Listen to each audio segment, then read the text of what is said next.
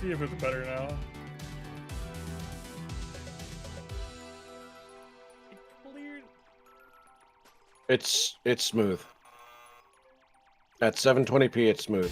Okay, it was just Discord fucking with it, because it was like having an encoder issue and then Discord was doing that like hardware GPU shit. Right. Okay. That must be a new Discord setting, because it didn't used to do that. That's been there for a while. Maybe I didn't notice it because I wasn't doing 2K before. Very possible. But yeah, okay. New set of ads, 4K sorry guys. Yeah, 4K is not even an option now, or 2K is not even an option so it's now. probably pretty strong right now, restream right? here. It's not? Wait, what? That shouldn't have changed. Yeah, it's not available as an output option at all for me. Well, listen, that's the lead. That's like not a problem. Strongest it is right now. I mean, I need to be sure it's even. It can never be any stronger. I have a whole bunch of settings set up for it. Yeah, it's. I mean, the stream looks fine, but it's locked at 720p right now. Yeah, it's. I mean, the stream looks fine, but it's locked at 720p. I mean, the stream looks fine, but it's locked. It was on before, and then it was. I mean, the stream looks fine, but it's locked. It was on before, and then it was. It's fine as long as it's working now. Fine. Yeah. I think OBS fucked everything up. Sorry about that. That's the one thing I don't like about my current primary is that I'm always doing it. After the ads are over, we'll play. Oh god! Oh god! Back up! Back up! Back up! Back up! Back up! Back up!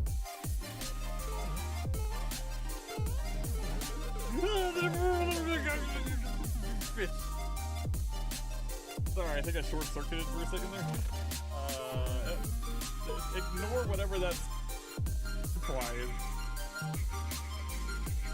Oh, we should probably post this in. Damn it! I didn't even think about this in the magic chat too. Yeah, I've already pinged my Discord for the notification squad, so.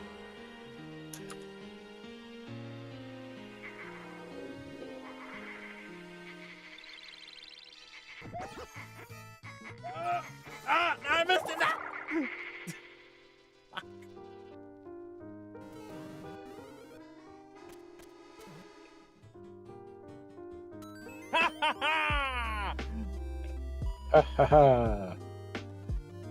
I win! Hexton's victorious!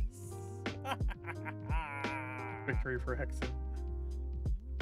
I don't know what that ending is. That was quite the ending.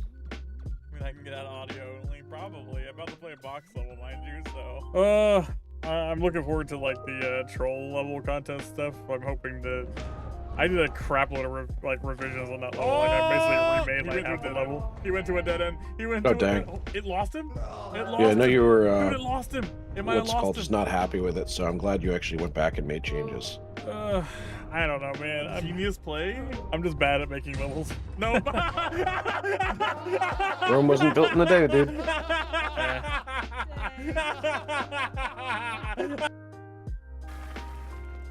What?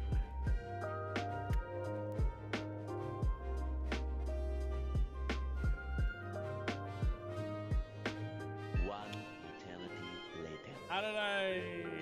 We'll see how it does in the testing. I have 7 people as competition, or 6 people as competition. I think I did that. Alright, I think ads are done. Alright, ads are finished. Alright. I didn't. Yesterday. Nice. Right there.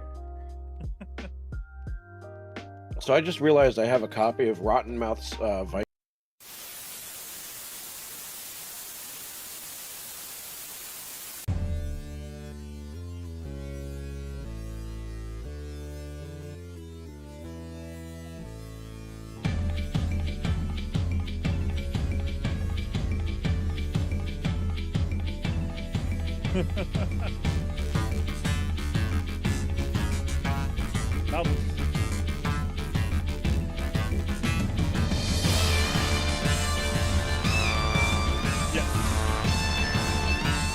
Made my intro and outro. I heard them like when they were making like music and stuff, and I like commit to stuff when because I just like the sound of music. So I was like, can you do something like sort of villainous and like kind of techno-ish sounding?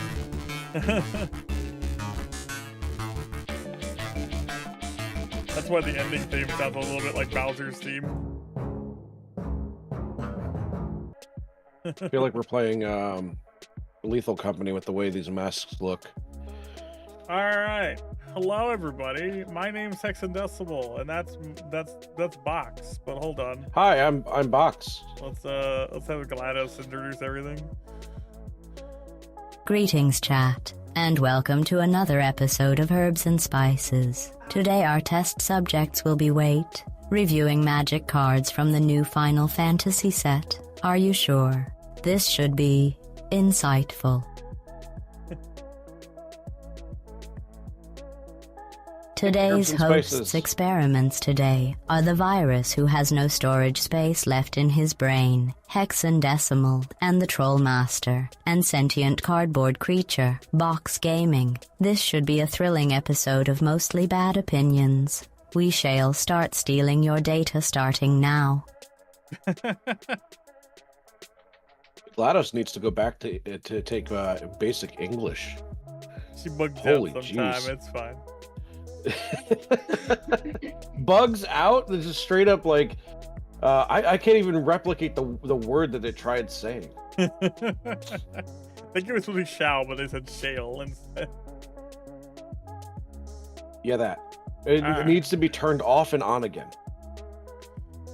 So we're going to start with Box's cards. So today, everybody, we're doing card review. Some of it will be quick. Some of it will be more in-depth, but we're basically just going to go through a bunch of the new Final Fantasy set, Magic the Gathering. Where I'm hoping to start doing this every time there's a new set. I think it'd be really fun to review, like, at least a good chunk of the new cards. Not all of them, because, you know, all of them is too much. And, like, there's actually way too many legendaries in this set. There usually isn't this many. But we're going to go through them as fast as we can and talk about more interesting cards that show up. But basically, yeah. We're going to be doing 20 of Box's favorite cards from the set. And then we're going to go through just, like, sets of different cards for, like, the next, basically, probably, like, hour or two. Favorite's kind of a strong word. These are cards I found interesting. Favorite quotation marks. Yeah. All right. These are cards that Box wishes to ruin someone's life with. oh, okay. Yeah, you're probably right, but still. I guess, do I just kick it off? This is my first podcast, so. Yeah, just give me a name and I'll search the cards as all right. Yeah, it's White Space Auracite.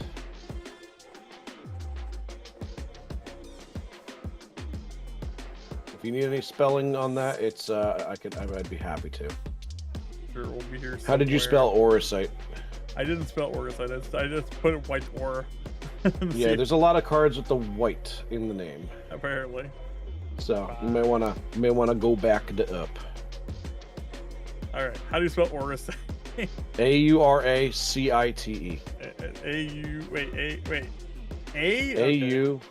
I put O. Aura. Oh, it's aura, like aura. I thought it was like aura as in like iron. Oh my. Yeah, Auracite. Auracite. Alright, I got it. This is actually one of the cards I had picked as well, so because I think it's actually quite good. Yeah, so a lot of cards out there that have removal in white. They just kind of do nothing once they've come in. So even though I'm not a huge fan of 4 mana costs mana rocks, this one has a use after you've removed a non-land permanent. And so a lot of cards like Oblivion Ring, which is the card I compare it directly to, straight up just remove a thing and then they're useless. They cost 3 mana, yes, but they're just useless. They could also only target creatures. This is any non-land permanent, so you don't like an enchantment, you don't like an artifact, etc., etc. It just gets rid of it. And then not many people go out of their way to remove mana rocks. So I like the extra utility this gives because, like, it's a combination removal and mana ramp, which is not I don't think there's ever been something like this. No, not that I can recall. Oh no. Sorry, Casey gave me a cookie and it split as I went to go dunk it in milk. I mean, basically, you can consider this a 2-mana mana rock and a 2-mana removal tied into one thing. I think that's kind of fairly statted. I don't think it's too bad. No. The 4-mana cost will definitely stop it from appearing in a lot of decks, but for what it is, I think it's very fair. Yeah. Oven fresh cookies were mine. Sorry, I'm trying to clean up the mess a little bit. Well, like I know I probably look crazy. But the next one so I consider that card good. I don't think it's broken or anything. I think it's a good card. I think it'll be right there with you. Kind of niche decks, but it will be in some decks. Thank you for the cookie, Casey. The Kappa cookie. All right, what's the next card? Discard the Holy See. Feel free to just type them in the chat, by the way. I can just copy them if it's easier that way. Sure. With your cookie fingers. I'm still spelling it incorrectly. I didn't think to, what's it called, actually copy and paste the cards that I wanted. Instead, I chose pictures, so I have to manually type these names. Probably doesn't need the full name. Sorry, and I even still spelled that incorrectly. S-E-E instead of S-E-A. Oh. Professional streamer going on over here.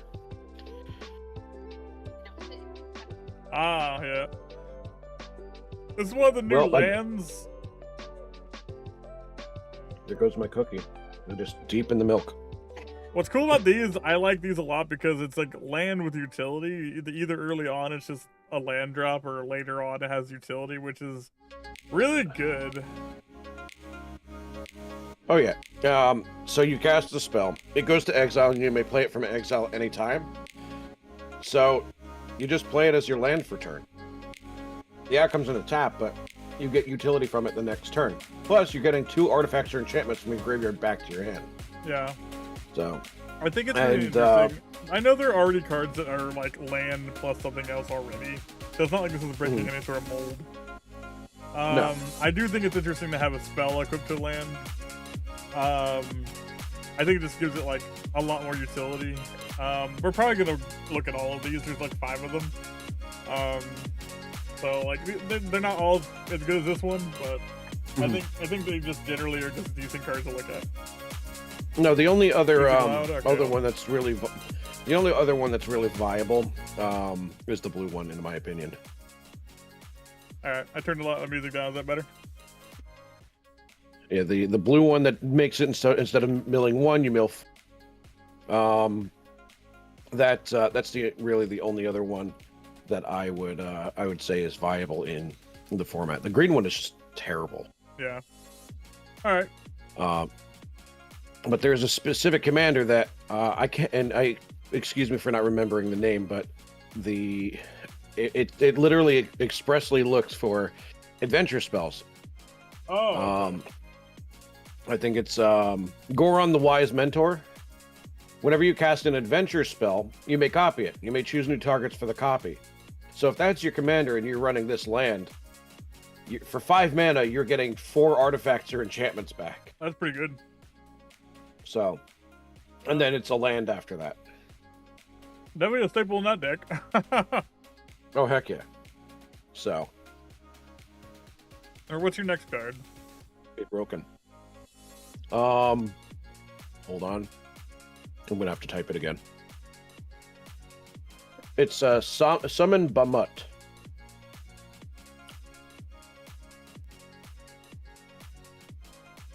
Let me make sure I'm spelling this correctly. Bahamut. There you go. When it enters, and the second time you get us the lore counter on that, you destroy up to 1 target non-land permanent. Now, this is an extremely dangerous card if you're running it in a deck that removes and adds lore counters, because in 1 turn you can remove a lore counter and then re-add a lore counter and then just keep having it just blow up a bunch of stuff. You could blow up someone's entire board if you're good at adding and removing lore counters. It is a really expensive card, though. 9 mana is a big investment, but it's a dragon, which means it can be in any dragon deck and be cheaper as hell. Or free. But it's a dragon creature.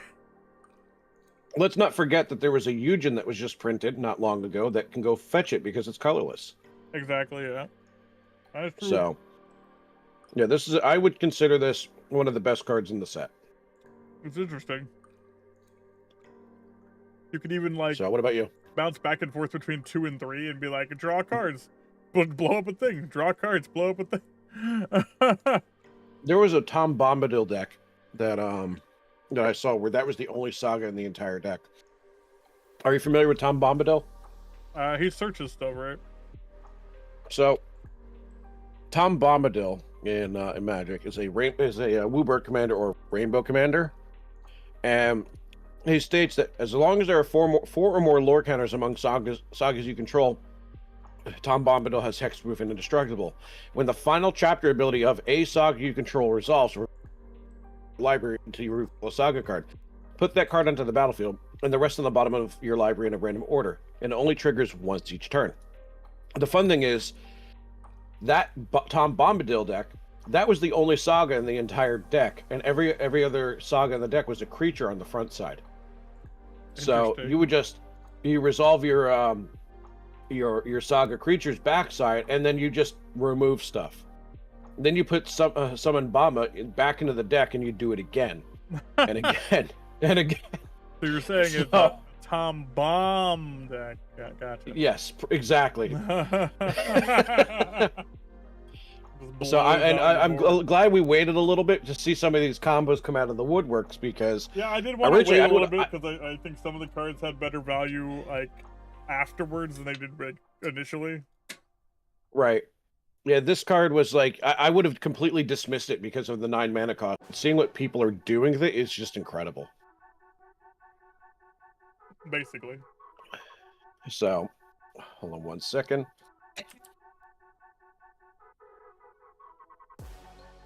Yeah, so for the next creature, or the next card, if you're ready for that, is Ancient Adamantoise. I'm currently working on typing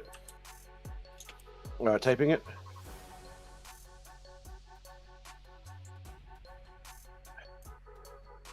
That.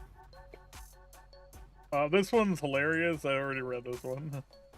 Oh, yeah. This actually I would consider this is one of the ones I added as well, because I thought it was just interesting.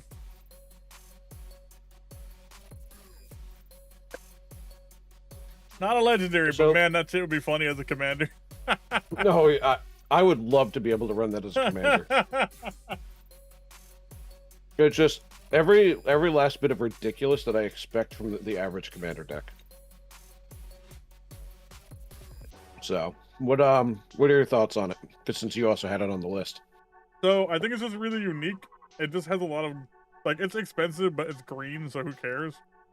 Like, mood. So like, it has everything. Like it has ward 3, so it's hard to remove.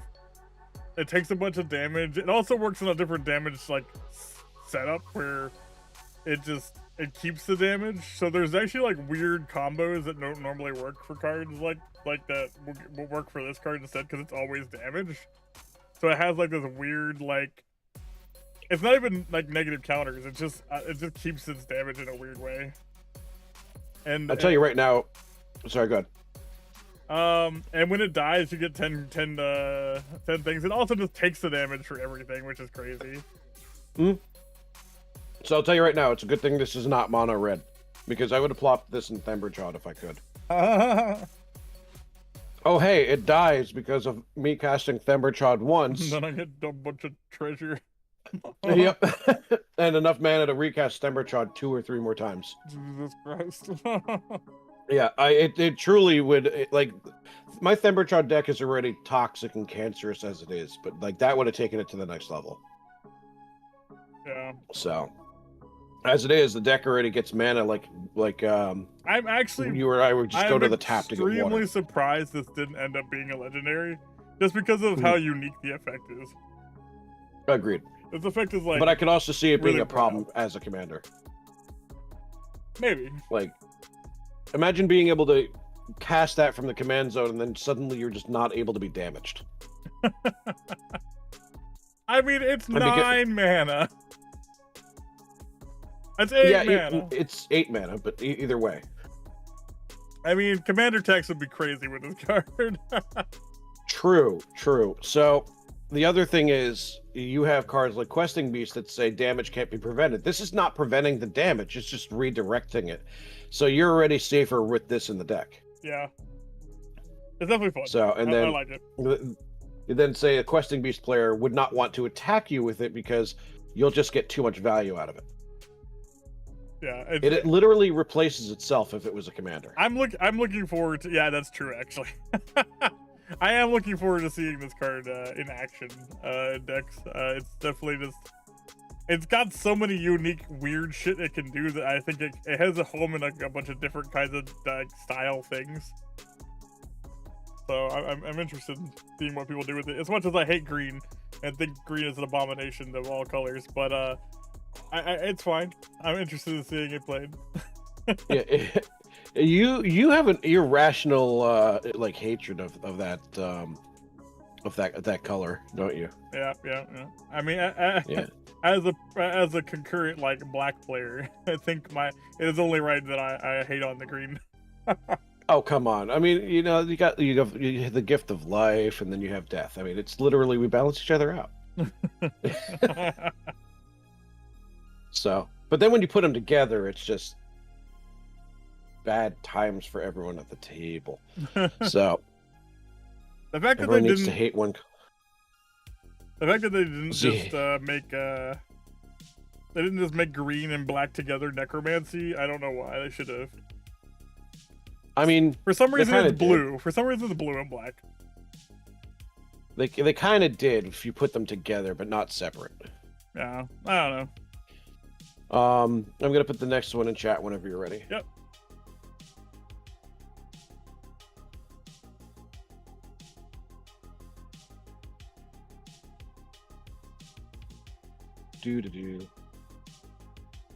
Also, I mean, I put all the job select cards in here because I just thought we'd review them quickly. Some of them are really good, and some of them are kind of like, eh.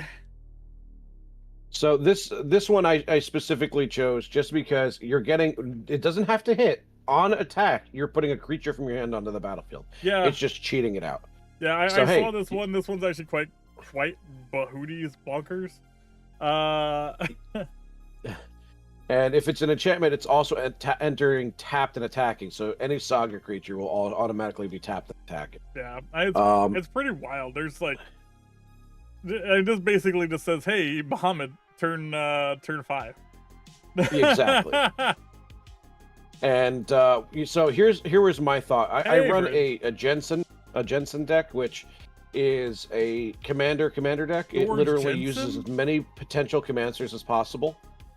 And if I were to run Summoner's Grimoire in there, it cheats these 8 or 10 mana cost creatures out like Progenitus for free. Dear God. So yeah, it runs Progenitus as one of the cards in the deck because it has protection from everything. You can't deal with it. I mean, green was already the master of cheating shit out, but it shouldn't be able to. But this is a next level thing, because not only so people probably don't know what Job Select does, but what Job Select does, it's kind of like the new version of Living Weapons. They get a free token that they're put on, and then they can basically just do stuff pretty fast. Like, they don't have to worry about the equip cost. So it's a lot faster than regular weapons. I think that's what makes Job Select weapons a lot better than regular weapons. Another reason to hate. So I don't know if you noticed the pattern, but I grouped them in color order. So I'm going to be going from. That's fair. So. Yeah. And for this to me, I don't think this card's busted, but I do think it's very strong in certain decks. Oh yeah, I just can't get over the fact that it's only 69 cents, which is nice. But I mean, that's honestly, I think it's just because it's green. I think it's the only reason. Still, if this card was like, I don't know. If it was like any other color, like if this was white, it'd probably be worth more. I don't know. Right. I don't know. I feel like green just has so many mechanics similar to this. that people are probably maybe sleeping on how good it is. I think job select makes this way better than people realize, because just being able to have it all automatically equipped into something is really strong. Right. And if you're playing in something like Gruul, there's a good chance it has haste. Being able to use it the turn it comes in. Yeah. It's good. I think all the job select cards are just like good too, like better than average equipments. It's better than bad, it's good. But pretty much. Points for anyone in chat who understood that reference, by the way. Log. Yes. Okay. While you're doing that. All right. Next one in there.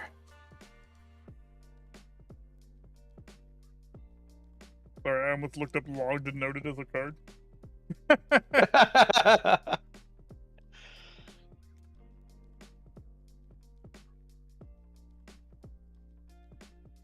Yeah, all the crystals are neat. Yeah, this one in particular, I would argue, is not the best one, but is the second best one. I'm a little biased for this because I am actively looking for a copy of this card to put into my Judith, deck, which is a little frog commander that likes to put 1/1 counters on itself. Yeah. To tap for more mana. So being able to discount all of my green spells and being able to put 1/1 counters on my commander that just wants 1/1 counters on there even faster, as well as all of my other creatures, which are also expecting to have them on there. This is just an arguably better branching evolution for only one additional mana. So, and then you also have the Bristly Bill effect on it to, well, not Bristly Bill, but a effect to put 2 1/1 counters among creatures you control. What's a Bristly Bill? So I think the ability is not going to be used very often. It's the first and second ability. I think for a green player, it's nice to have a mana dump ability, because sometimes you just don't have shit to do, and just making things bigger isn't bad. I mean, especially in counter decks that are already just like, I want more counters. Hey, Foxy. Especially if you have a multiplier for counters on board with this, it's just good. Oh no, absolutely. And I don't know. I would just, for 1 additional mana, that's a drop in for any deck that is just looking to double 1/1 counters. Like, branching evolution is officially obsolete with this out. Yeah, I kind of think that's true. Yeah. Very good. That's I'm pretty, actually pretty much my surprised thoughts it's on it. only $10. I actually think that this card should be worth more than 10. I'm trying to get my hands on one before it goes up, because I'm pretty confident. I'm pretty confident that this card's gonna go up, because, like, yeah, this card's pretty sick. Yeah. Yeah, and what's for 4 mana, you're discounting all of your spells too, so it's it's a discount and a doubler. That's like insane.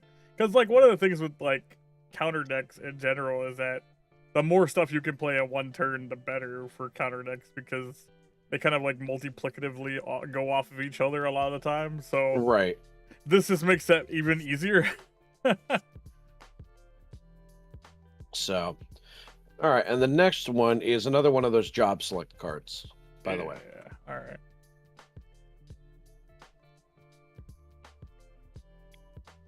This one, people were sleeping on when the set first came out. I actually pulled one of these in the pre-release and contributed to me going 2-0 the first round. It's that strong. Do you know how easy it is to cast non-creature spells to just put 1/1 counters on stuff? Like, if your deck runs any interaction with, like, if you're running Danny Pink, let's just say you're running Danny Pink, Firstly, explain what the card does before you try to go off on examples. All right, job select. It comes in with a 1/1 creature automatically equipped. Mm-hmm. The equipped creature is a wizard in addition to its other. So I'm just gonna call it Harry. And the creature has, whenever you cast a non-creature spell and whenever you draw your 3rd card each turn, put a 1/1 counter on this creature with equip cost of 2. This, like, again, this is just to walk back to what my my Helga deck does. It's looking to put 1/1 counters on stuff, and it's looking to draw cards. This is offering both of those.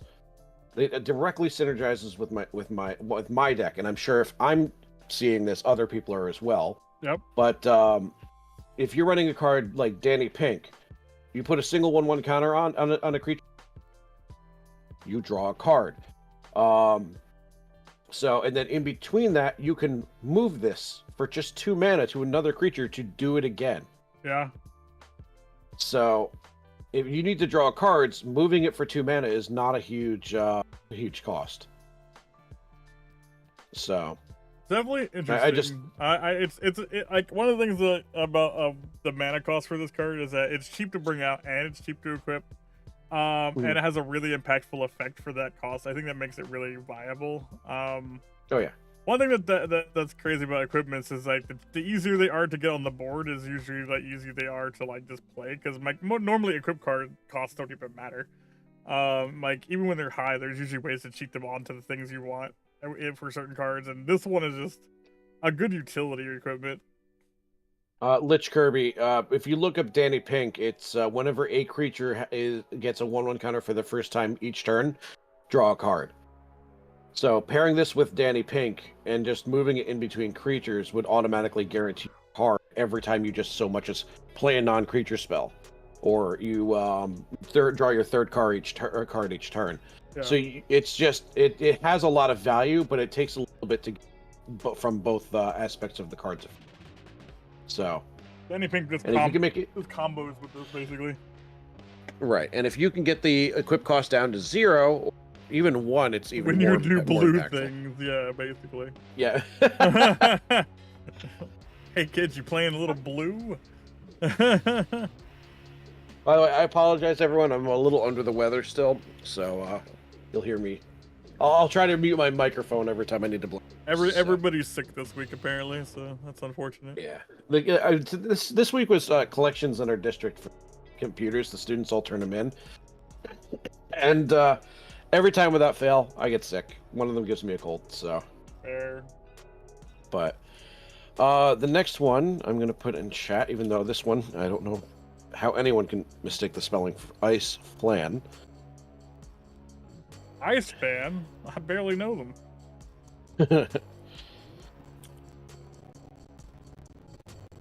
So, when you see this card, Hexen, what is the first thing that you would say you like about it? It looks delicious. I mean,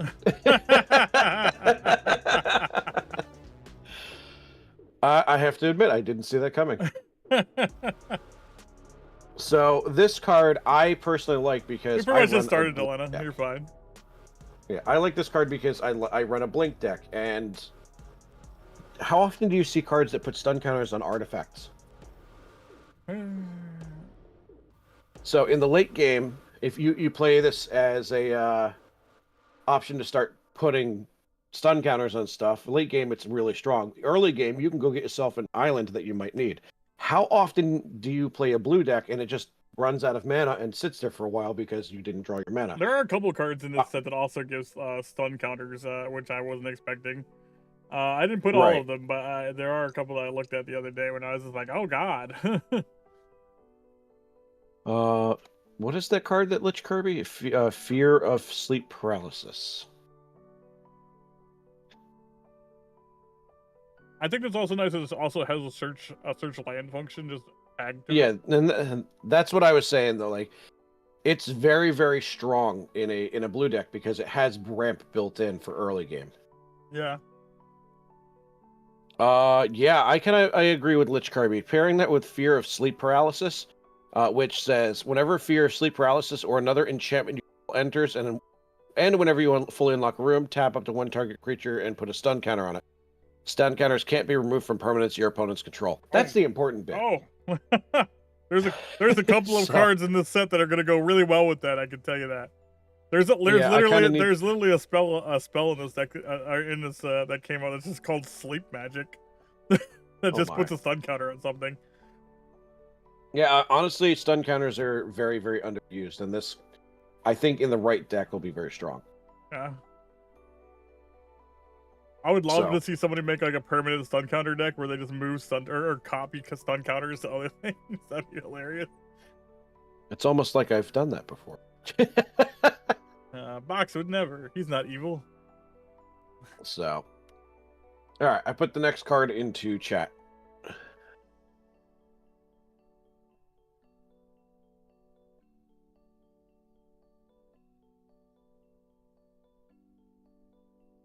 I may have just considered it now myself. That's fair, Lich. That's very fair. Oh. Did I spell it incorrectly? Nope. Stop it. Fingers. Stop hitting the wrong button. You accidentally didn't Control V or Control C, Control V it? No, I was typing it. It's another card that I picked, actually. Yeah, so this card is immensely powerful. The only problem I have is that it's a sorcery, which, let's face it, it's blue. It can get by that pretty easily. Yeah. But it can copy more for only 4 mana. Anything that's on the battlefield that's an artifact, creature, or land. Making a copy of it for yourself with at sorcery speed is powerful in of itself. If you could do it at instant speed, it's even stronger. Allegedly. So, just being able to have that flexibility to not steal someone else's stuff, but just copy, pirate it. Pirate somebody else's card. I think it's interesting for the fact that you can also do copy land. Land copying isn't that common, so it's kind of neat. Right. Especially since some of the new lands are interesting, but not for this specifically. But just saying, Commander in general, copying lands, some of them are really good, so not bad. Right. The one thing that could really would have made this card absolutely busted is if they had said the copy is non-legendary, and I'm glad it does. Yeah. That we already know how that goes. Yeah. We already know there's an infinite in this if you did that, if that was a thing. Yep, and it's with a legendary creature, which we'll probably go over later. Yeah. And then the last one in blue, the water crystal, which we were talking about before, so I wanted to make sure I brought that up. Yeah, that's also one of my picks as well. I love this card. Yeah, so let's just say it because let's face it, everyone who is already thinking it. Mothman. Yeah. That's a drop in for Mothman. Oh, you have a rad counter. Mill 4 cards instead of 1. Yeah. And then the obligatory 1 mana blue spells are 1 less to cast. That also helps override commander attacks. This is just a busted card. I think this is extremely strong. This card is in my opinion, this is on the level of the blue card that everyone hates, the one that makes you mill twice as much.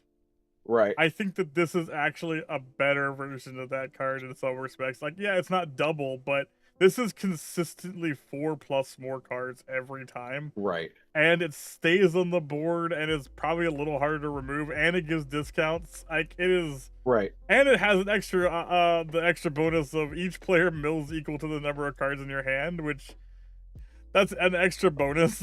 So I think it's I think it's really high up there with that. I think they're really strong cards. Agreed. I have to admit, by the way, I'm a little I'm selfish. I really want this card here. You've played against my Plagon deck before, the one that likes to draw cards, right? Yeah. So my hands get utterly massive in that deck. Again, you've experienced it firsthand. For anyone who hasn't played against it or seen it played, the deck it likes to draw cards, but it has a sub theme of milling. So me getting a massive hand size, I'm trying to point in the correct direction here. Me getting a massive hand size and then tapping that at all.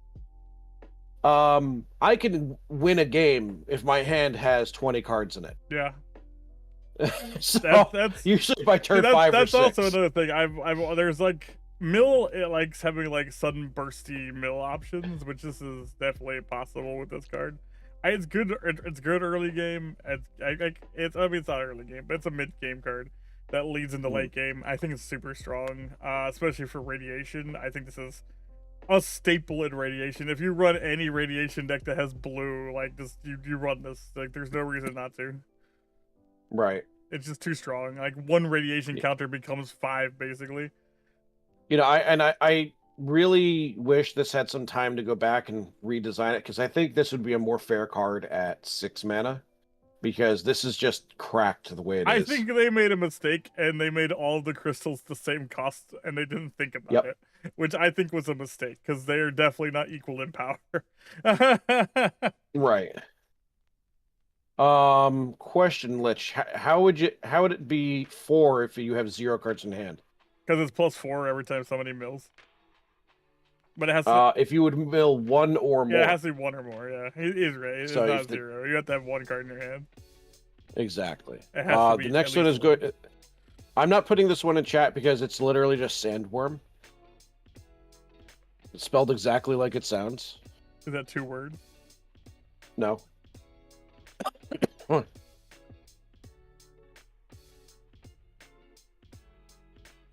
Just sandworm, 1 word. That's right there on the left. Yeah.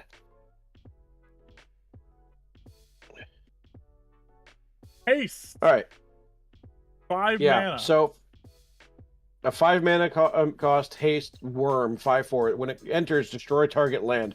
Its controller may search the library for a basic land card. I love this card because it's not only going to be able to attack the turn that comes in, but it also doesn't permanently remove the land it's destroying. It's replacing it. Yeah, you could nice. target somebody's untapped land so that they can't respond to something you may be doing during combat. You can get rid of problematic land like Glacial Chasm. Yep. Just as an example. So it's just all around good card, and heaven forbid it's in a blink deck. Not for anything. Eventually, someone's going to run out of cards to replace it with. Crackly. I'm crackly.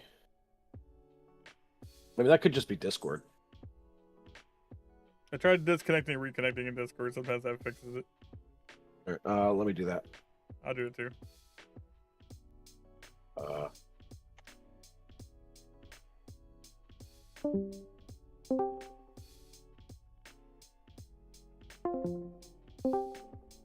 right, try talking now.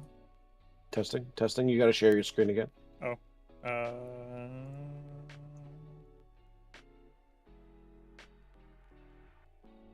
One of these things. Please stand by.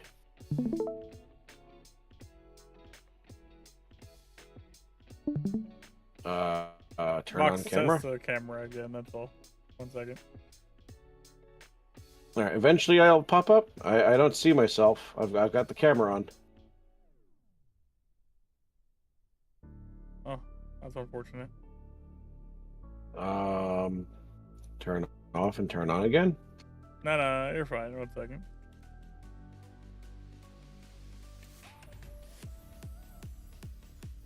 I see what happened. Okay.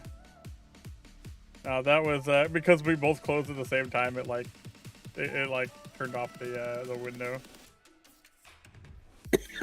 Fair.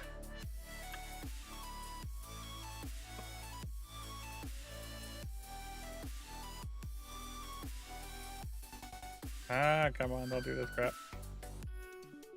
1 second.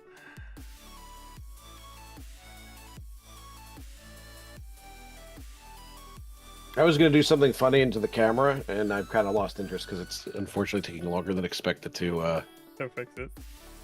Yeah. I got to disconnect again. There we go. Alright. Now I'm just going to pop this over here. And then I'm going to share my screen again. Podcast. Yeah. Fixing shit live. Yeah. I'm still not there. You should be. I don't know why you're not.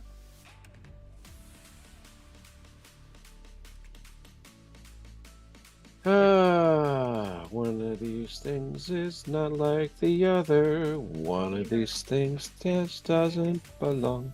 I think it resized it for some reason. It's either resized or put on the wrong layer. It definitely resized it, I think. 1 second. I know why. Hold on. 1 second. Technical difficulties. To quote the game,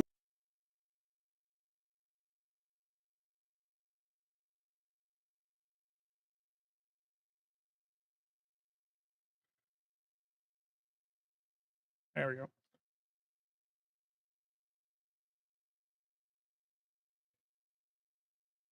on stream. Hey. Yeah, all right. Small. I had to fix it. I had to resize it. All right. To quote the game, cuts off. Wait, really? Heck. Well, it's So It's, is he crackly still? Is it fine now? I don't care if testing. I don't care if he cuts out. One, That's his 2, 3. microphone. Okay. Spy Fox and dry cereal. Fine. All right. Please stand by. So it's literally anytime you were talking to Monkey Penny, that's what it'd say right before you started talking to her. Monkey Penny. Yeah, it's a little 007 reference. But right. Next card. Next card. More job select. Yeah, I think the job selects are like pretty damn good. Yeah, the fact that they're just faster. Yeah. So this one I'm going to reference modern once we have it up. So Red Mage's Rapier, I'm hopefully saying that correctly, is also a job select. So it comes in attached to a creature, and the equipped creature has, whenever you cast a non-creature spell, this creature gets +2/+0 until end of turn, and it's a wizard in addition to its other types. So this is essentially prowess at home, and you attach it to a creature. So the only difference with prowess it gives +1/+1 instead of +2/+0. So you can equip it to a creature and just have it deal massive amounts of damage by casting a few spells in a single turn, which is not unheard of in Is It. So if you I would expect to see this appearing in modern matches, using the otters with prowess. Yeah, it would just make them far stronger. Yeah, I've already heard the otter deck is not bad. No, it's other than the omniscience builds, I think it's one of the top rated decks right now. Yeah. Excuse me.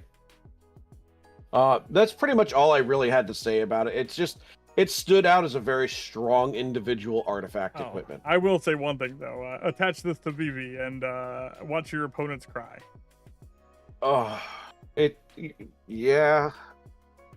Just let's use the zero ability and gain a ton of mana. Yeah, holy shit, is this strong with VV?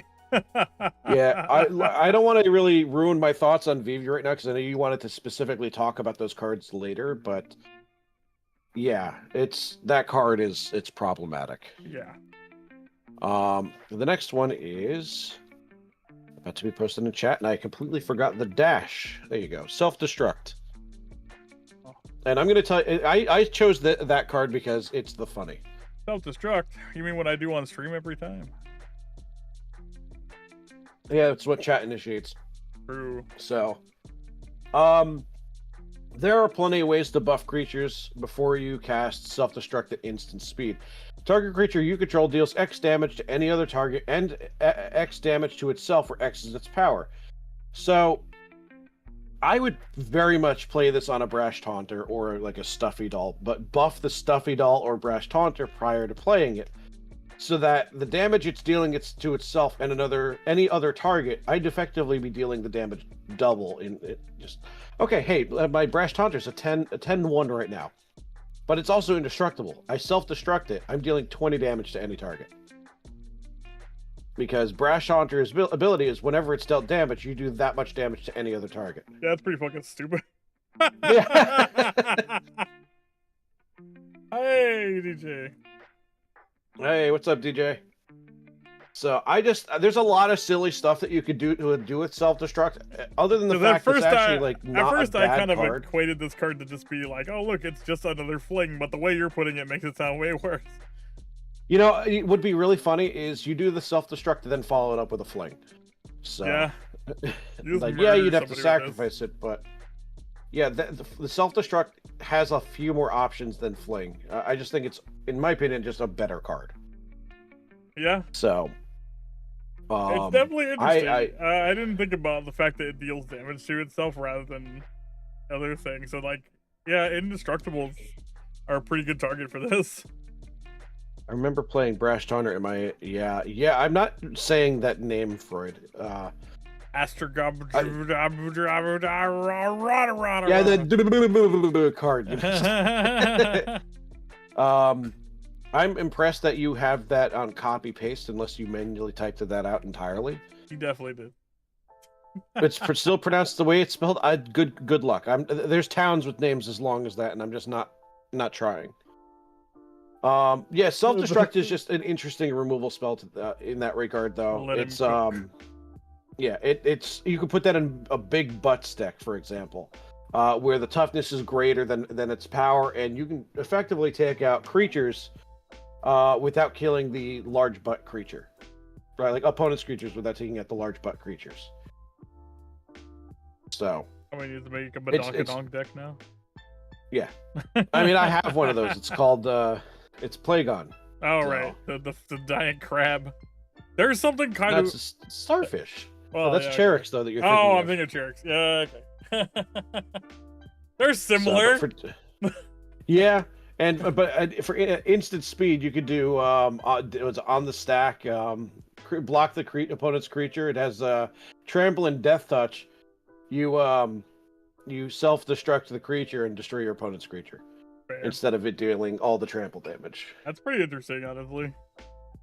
Yeah, it's a very, very viable card. I'm surprised I don't see more people running it. What's the current cost? Like, are you able to see the value of the card? Yeah, why is it 70 cents? This is an uncommon that should be more. Yeah. And that the foil's worth less. People will learn the power of blowing yourself up. And then, yeah, so the next card is very similar to it, though. I put that in chat for you. Duplex is a fun card. Yeah. So I love this card because it's very true to the actual lore of the game. Yeah. Because at one point you do, in fact, suplex a train in Final Fantasy. I think it's hilarious because, as far as I understand, the whole interaction with that was because they forgot to add a thing that tell the game not to let him be able to do it, and they just forgot to put the coding in, and so you can just fucking suplex the train. Yeah, it's it's a lightning bolt, but with an exile a target artifact is another option. It's just a great card. Sometimes bugs are better than actual intended things.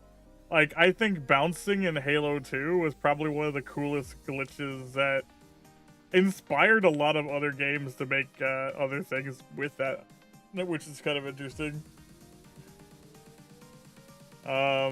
Say a similar concept. Suplex became legendary because, yeah, it's just funny. Completely accidental, but notorious and hilarious. Yes, exactly.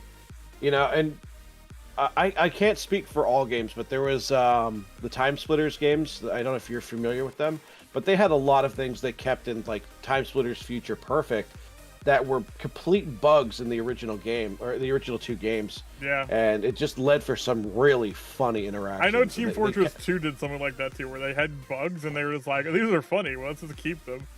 Exactly. And one of them was actually the whole class, which was my favorite class in TO2, was a spy, where a spy wasn't even originally a class, but when they were doing playtesting of the other characters, they kept having one of the characters bug out and have like the wrong color skin. And so the team kept thinking they were against them on their own team because they kept having the wrong skin. And they're like, what if we made this into a mechanic? And it just became its own class. And just to jump back to Suplex again real quick. Excuse me. The exile, I wanted to just touch on it. It exiles the creature if it dies. So that's just another thing that you can really have a lot of fun with. Nice. The only thing that would have made this card better, instant speed. Yeah. Yeah. So, which will lead us into the next card. And I need to post that into chat.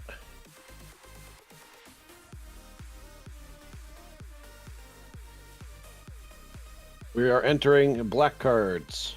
The best ones. I almost put this in my set of cards, but I was like, it's great, but it's basically just a card. It's similar to a lot of other cards that exist. So I was like, So, I just want to preface this with, it doesn't specify that what is dying has to be a card. So it also counts for tokens. I hope you see where I'm going with this.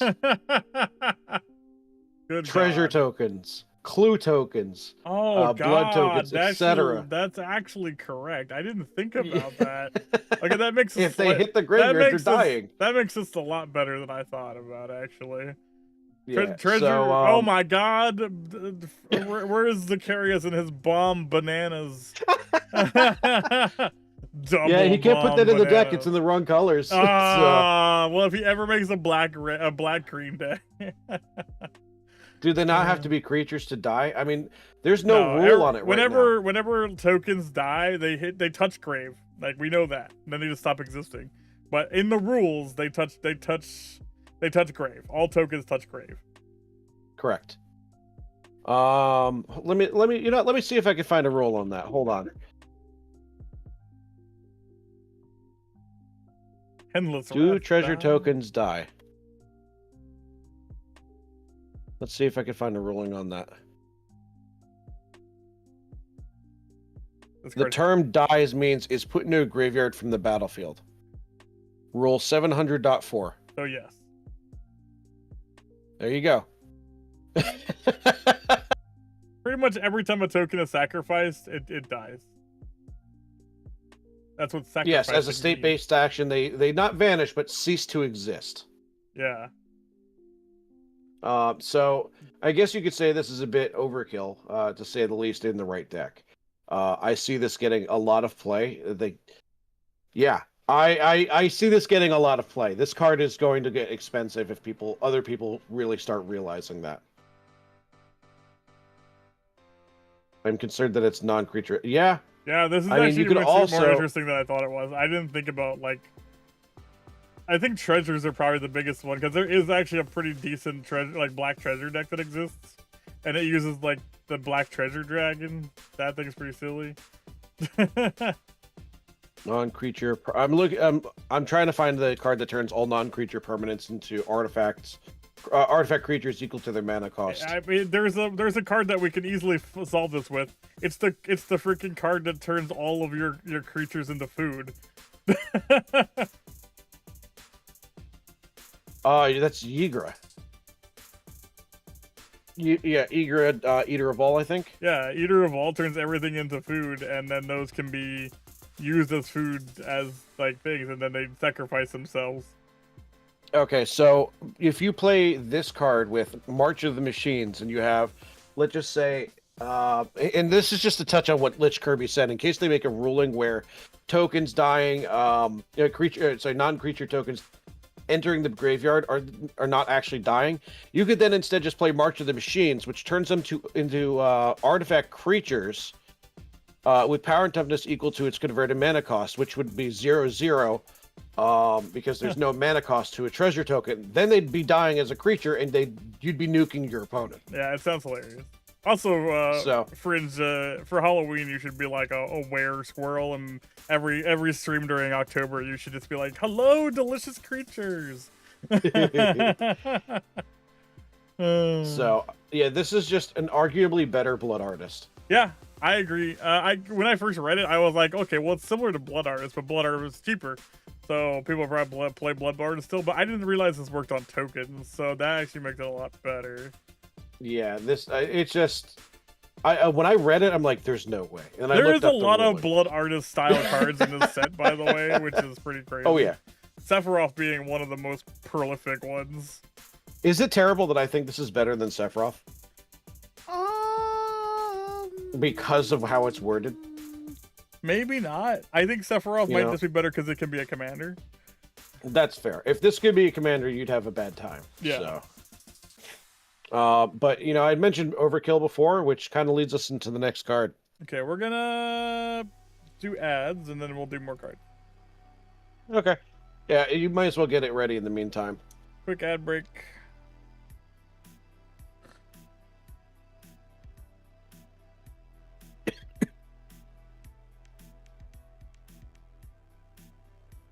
I also think that Sephiroth has like a bonus effect of like it's a sack engine and it has an emblem ability that can stack.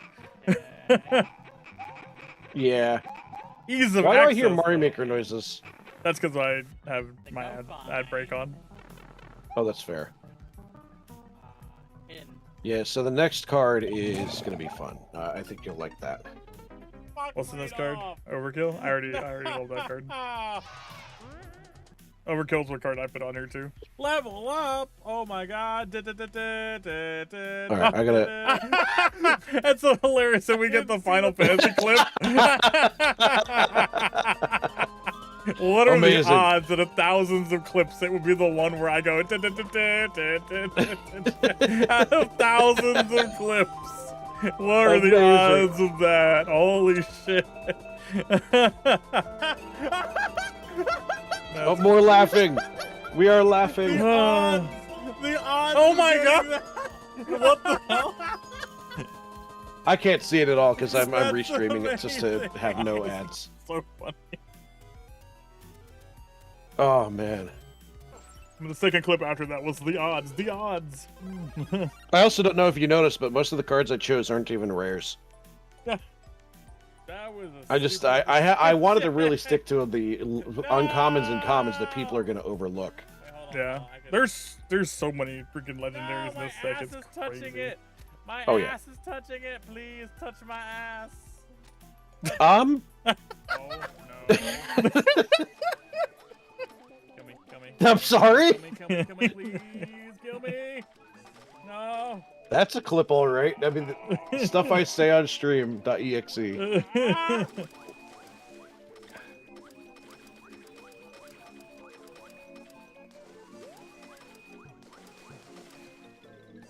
What? Koi? What? Quah. I'm glad I'm not the only person that's confused by that clip. Sigmund Freud seems to be confused too. Good job. I'll be right back. What the hell?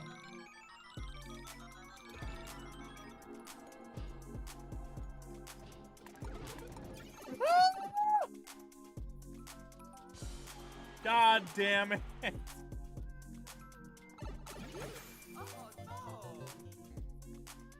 I'm so... Sometimes It's a you'll great just copy build target. You are correct. That, the fact that it's not legendary does make it copyable. So It won't confused. be long, and Hexen will overtake all of us and be the only #1 forever. Yep. Once I kill What- the rest of what? them, I'll be number Was that a clip? one. Double door. Friendship door. Double. I like friendship door It better has than to be. double door. It is a clip. Is that Helldivers too? Yeah, I miss playing that game. Okay. I stopped playing it because of the Sony controversy, but I know it wasn't really the Damn it. company's fault.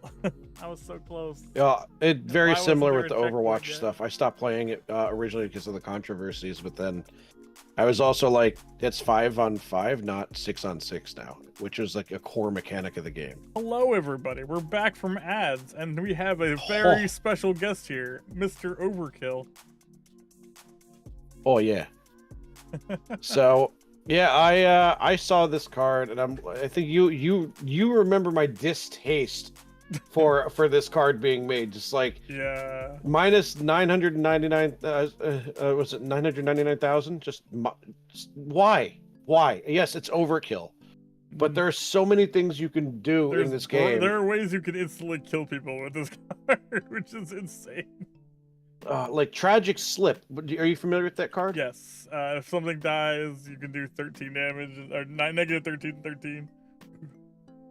It's a classic. target creature gets -1/-1 till end of turn, and if a creature died this turn, it's -13/-13. Yeah, it's a classic. Like, Classic. how is this just not more powerful Tragic Slip?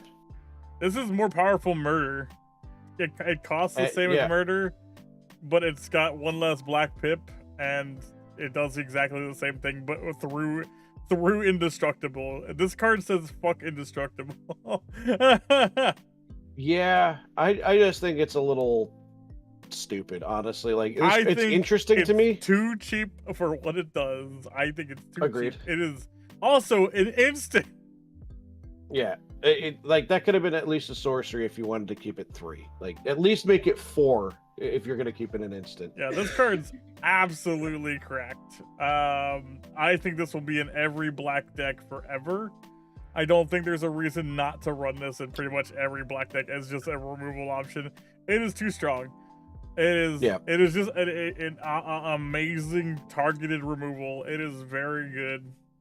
It gets around indestructible, and honestly, and I think it was you who said this, that meme game design is bad game design. Yes, meme game design is bad game design because So, like, as funny as it is, lol, 9,999, there are mathematical and game mechanic reasons of why that's a bad decision based on just card space and card design.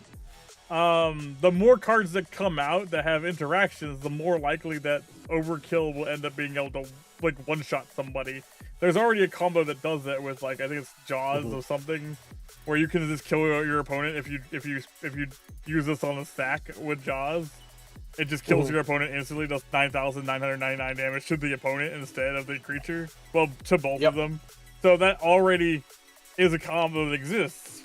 Imagine, like, 5 years from now, like, how many things are going to interact with 9,999 like damage in a bad way for the game mechanics. That's why I don't like meme stats. I think it's like, it's a funny idea, but you could have just said, you could have used that in the flavor text.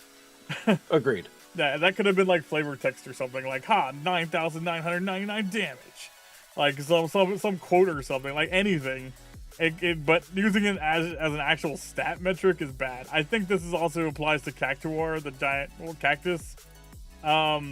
We'll get to that card eventually, but I don't think they should have done that for any of the cards.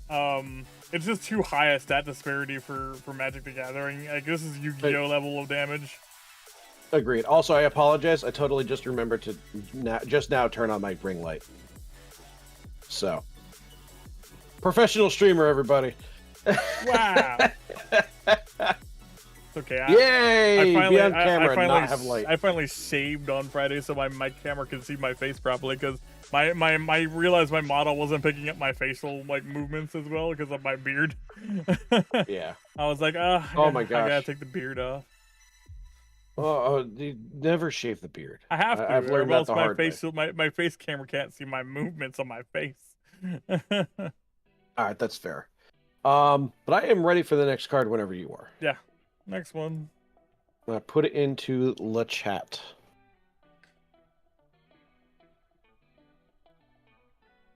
And this one is a two-sided card. Just so we're on the same page. So we're gonna have to go over both sides. Didn't pop up. What? Hold on. Did I type the wrong thing? I could have. No, it was me. There was a weird space. There we go. I love this. I actually quite like this card. This is one of my picks. Yeah, on the large part of black, why it's so hard to play just mono black decks is the card draw is there. The mana fixing is not. And by mana fixing, I mean being able to have additional mana. So black's like bread and butter is destroying creatures. So it destroys a creature when it enters, right? If a creature died during your turn, it doesn't matter if it's yours, it doesn't matter if it's an opponent's, you're making a treasure token. And if you have 3 or more treasures, which hopefully you don't, because that gets you a lot of value, if you can keep that from flipping. Not ready for the other side yet.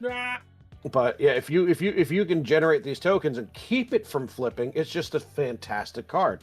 Now, if it does flip, not that the backside is bad either. Ready when you are. I think it's kind of cool because like it gives you extra mana and it encourages you to use it, which I think is good because that means you get to save your land mana for like this instance and stuff, which is a really strong thing to have in black anyway, because a lot of the instances are really good. And like it gives you a better kind of control situation. I think it's pretty strong for black. I think this is a great card for black. Agreed. Not so much the back part. You see, the indestructible bit is not what everyone's going to be after. It's the fact that it's a sacrifice outlet as well. Yeah. So yeah, you'll have to tap it, whatnot. It is not a great card when it flips. But it is still, at the end of the day, a sack outlet. So if you could find a way to blink this once it does flip, it's a much better card. I agree, but I think that both sides are kind of made for different style decks. Agreed. I don't really feel like the treasure mana efficiency one is a token deck, and I feel like the other side is more of a token deck. So if I don't know. I think the other side's okay. I think that the actual like enchantment part is just a lot better. That's fair. I could agree with that. In fact, if they didn't have it flip, I think it'd be in every black deck out there. Yeah. At worst, like, you just have to do some, like, control. You have to just pay attention and not, like, fuck up with that card, and that's about it. So, I mean, not too much to really say about the card, but, I mean, yeah, I think we're in agreement. Now, this card is cracked. I read this card the other day, and I was like, oh my god, did they give us a neutral mana double battle phase card? What the hell's wrong with that? So, and it's one that is easy to copy.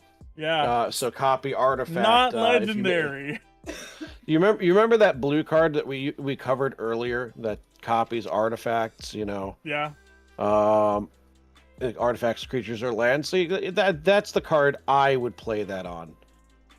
I'm going to level you right now, because if you are attacking and you have, let's just say, 2 of these out, right? It's still the first combat phase, so you're going to get 2 additional combat phases if you have 2 copies of Genji glove, so on and so forth.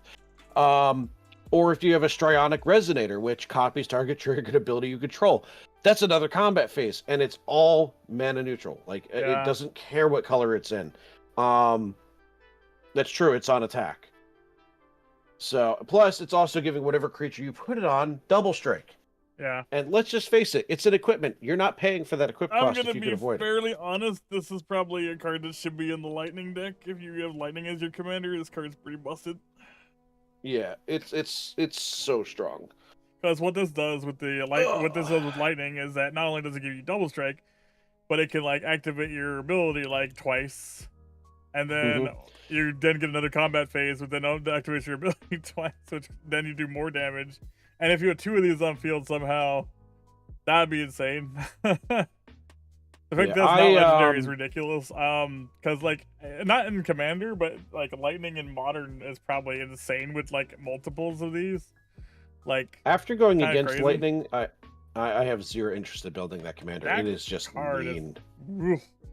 It's one of the craziest aggro. It's weird because it's like in a weird aggro control deck in Commander, because it forces people to target other people than you, but it makes you still let you be super aggressive. I was saying it's a lot like fighting an assassin deck like Ezio, but even better. Oh yeah. And like, I just want to preface this. If this is something you want to build, again, Lightning, if it's something, a character you want to build, go for it. Build what you want to build, play what you want to play. Just don't be surprised if other people don't want to play against it. Oh my god. In my opinion, Lightning is just too strong. Thank you for the bits, Aletta. Yo. I don't think I have any alerts on this on the page right now, because I try to keep these pages clean for the podcast. I guess you're ready for the next one. So yes, that equipment is very, very strong. I'm gonna and not this one, but the next one. I'm ending it off on a really happy note. No, I wanted to have a card that is just hard to say that is a bad card. Now, the Regalia. Fringe, look, you have a new car. Yeah, I had to feature a vehicle. Number 1 has haste, and whenever it attacks, you reveal from the top of your library until you reveal a land card. Doesn't matter what kind of land it is, and you put it onto the battlefield tapped, rest on the bottom of your library in a random order. So this is going to allow decks. I'll just use my Thembertraud deck for example, or an example, to find the lands it needs to be able to play the commander at instant speed. Like, this is on attack. This is not when it does damage What I like about this card is that it's only a crew 1, which is super strong for 4 mana, haste, and get a land. Like, that is really good. So I would actually consider playing this over Sword of the Animist. It definitely up there. Like, you don't have to equip it on anything, you just have to have something on board. It's just good. I'm gonna be honest, I could see this being in a lot of different decks, not just landfall, but just like just decks, because like 1, searching land is strong, 2, this is like easy to crew with anything on board, and it's on attack, so it doesn't have to do damage, so you instantly get your land anyway. It's just Right. good. Like there's never a time on like turn 3 or 4 where you wouldn't have enough you wouldn't have enough like time to play this with a creature on board at that point, because usually you have at least one. Right. Even if it's like Also, a mana dork, you can just crew it. also, I just want to ask, like, what the heck does the artwork have to do with like getting lands? Oh, I know why. So this game and that car, the entire game was about road trips. Right. So like the whole idea is that they were visiting a bunch of different lands, but like so that's why. Like that's why it's all about land, because the whole game was about traveling across this giant landscape in this car. So okay, that's fair. Yeah, it makes sense to me, like just lore wise for what it is. Yeah, it was just a road trip. Like the whole thing was just a road trip with a bunch of friends. Can you tell I never really played any of the Final Fantasy games? Like I can't stand turn-based combat. To be fair, I actually think that this is one of the worst Final Fantasy games ever made. Which one was this? Final Fantasy what? It was 14. Okay. Oh, it says FFXV, so it's 15. 15? Was it? 15? Oh, yeah, no, it's 15. You're right. That's right. Yeah, it says it at the bottom. I only just saw that Yeah, now, 15. so I apologize. But why isn't it Crew 4? Why should it be Crew 4? I don't... Because there's 4 players in the game. I think that was the joke. Oh, I get it now. But yeah, I don't know. I haven't really played any of the Final Fantasy games. Crisis Core being the only exception. I will on the say the PlayStation recent Portable. Final Fantasy game it's gotten like not enough love. That game is amazing. It has a dark story, really good combat, really good storytelling. I think it's probably one of the best Final Fantasies they've made in ages. Right. But I think it's because this game did so bad that most people didn't buy the new one, like compared to the other ones. That makes sense. You know, a lot of these games, like corporate greed kind of takes over. I think 16 was one of the best Final Fantasy games they made in ages. Yeah, I personally it gave you one of your favorite cards, Torgal. All right, fair. But yeah, I like I said, I really only played Crisis Core for the PlayStation Portable. I tried a couple of the other Final Fantasy games, and the second I got the turn-based combat, there was nothing like really unique about it compared to other games that are also turn-based.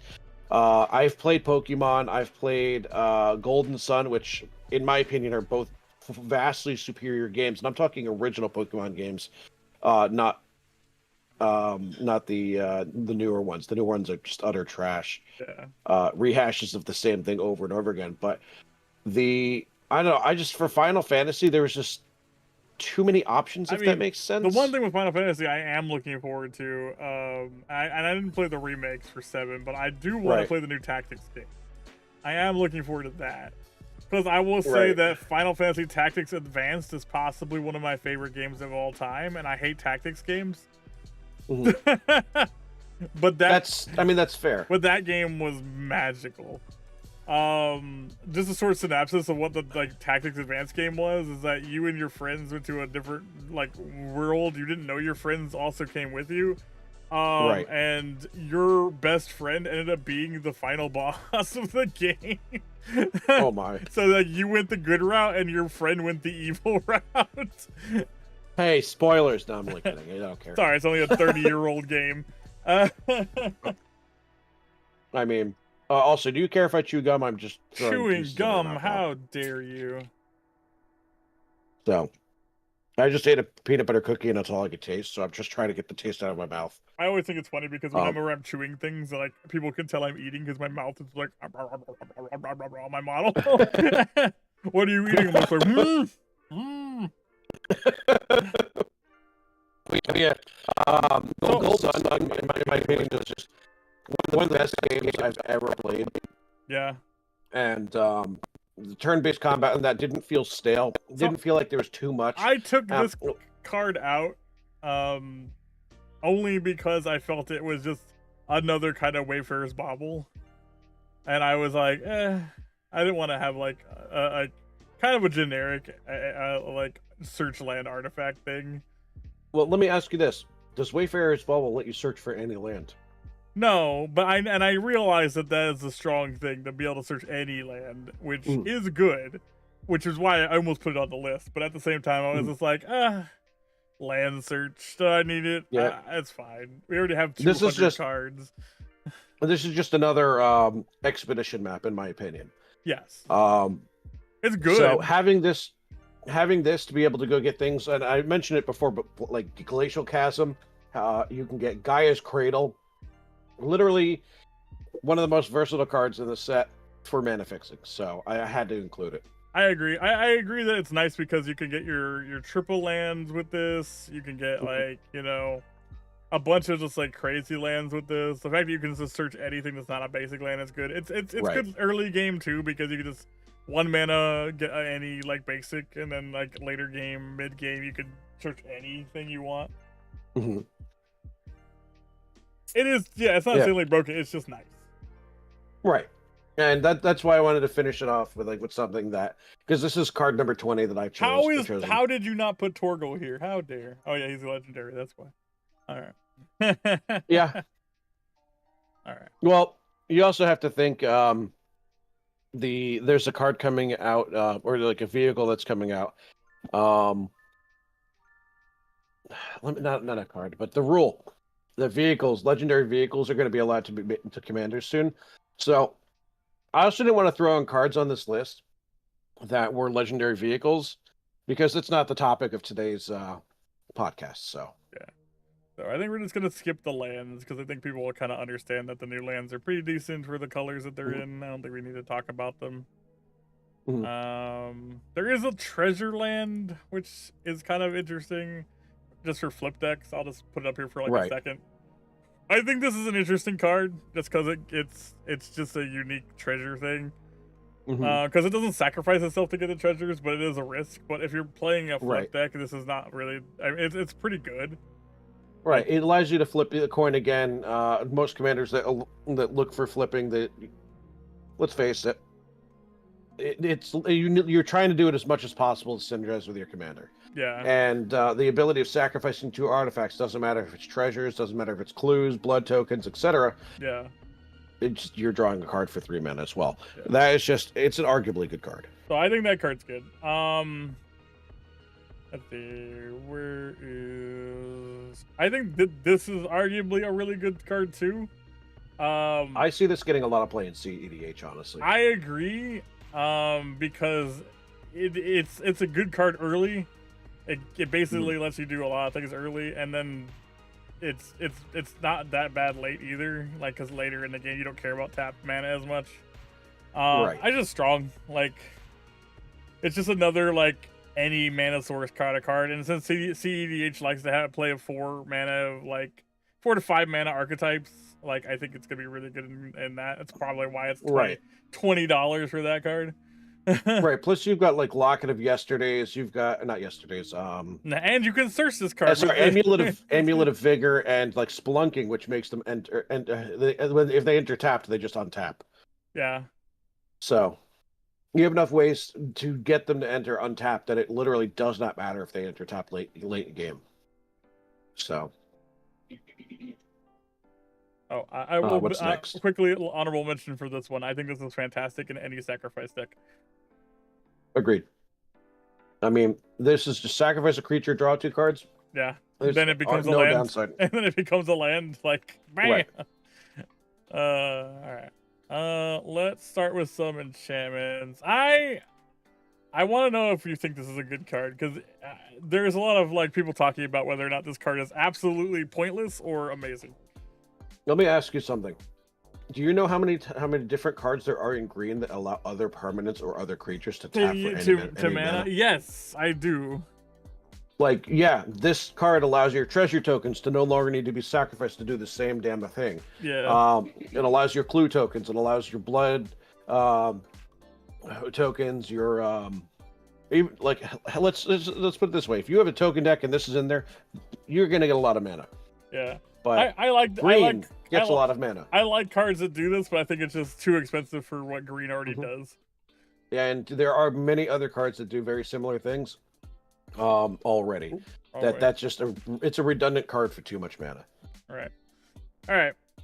Eye of Nugog. You know what's funny? Actually, like this I card. avoided doing any cards from the precons. I avoided doing any of them. Really? Yep. Because I would argue that most of the precon cards are kind of dog shit. I disagree. Some of the cards in the precons are fucking busted. There's enough cards out there that are in these precons that they're redundant at this point. I mean, that's fair. But some of them what's your good. reasoning for this card? I like this card. It gives you flying, death touch, and goad something. You can like do this to your own creature, which is fun. It doesn't have to be your opponent's stuff, so it gives you options. And I like that it has recursion. The fact that it comes back to your hand every time it goes to the graveyard is really good, and it's only 3 mana, so you can just keep doing this. In a token deck, this is actually pretty strong because you can just zombie turn into a 4/2 with death touch flying, zombie turn into a death like every turn, and every time that they manage to kill it, like you just keep doing it, and you get it back a lot. Right. I think recursion in Commander is very strong. And I think that this is actually pretty good. Not only that, if you can have the options for defense as well because you goad it. So like you goad it forever as long as it's equipped. So you could use this on your opponent's like Voltron, and you just are safe from it until they get rid of the enchantment. So and then it turns into a flying death touch against your opponents, which is strong. Right. So let me ask you this: what is stopping? Like you said, you wanted to maybe put this on your creature, right? Right. What is stopping someone from playing an instant that gives all creatures -2/-2 and just eliminating your creature from the game entirely? I mean, true, but I'm saying that this card has recursion. Like, it's kind of cool. I don't think it has a lot of value, but I mean, let's agree to disagree on that. That's fair. I wouldn't use it. Understandable. I think it's neat. Learning is part of the exactly.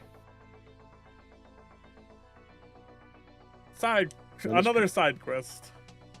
You can read this one if you want. When this enchantment enters, draw 3 cards, then discard 2 cards. So you're net positive 1 card.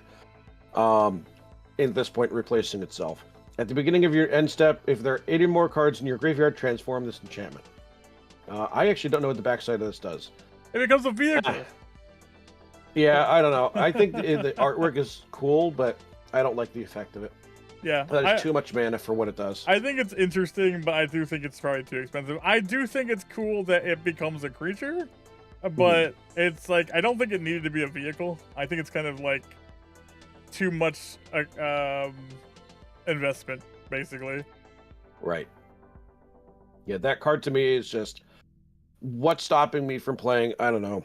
Actually, no, I think I have it right here in my pile. Also, I hit a button on my monitor and. All right. You hit a button.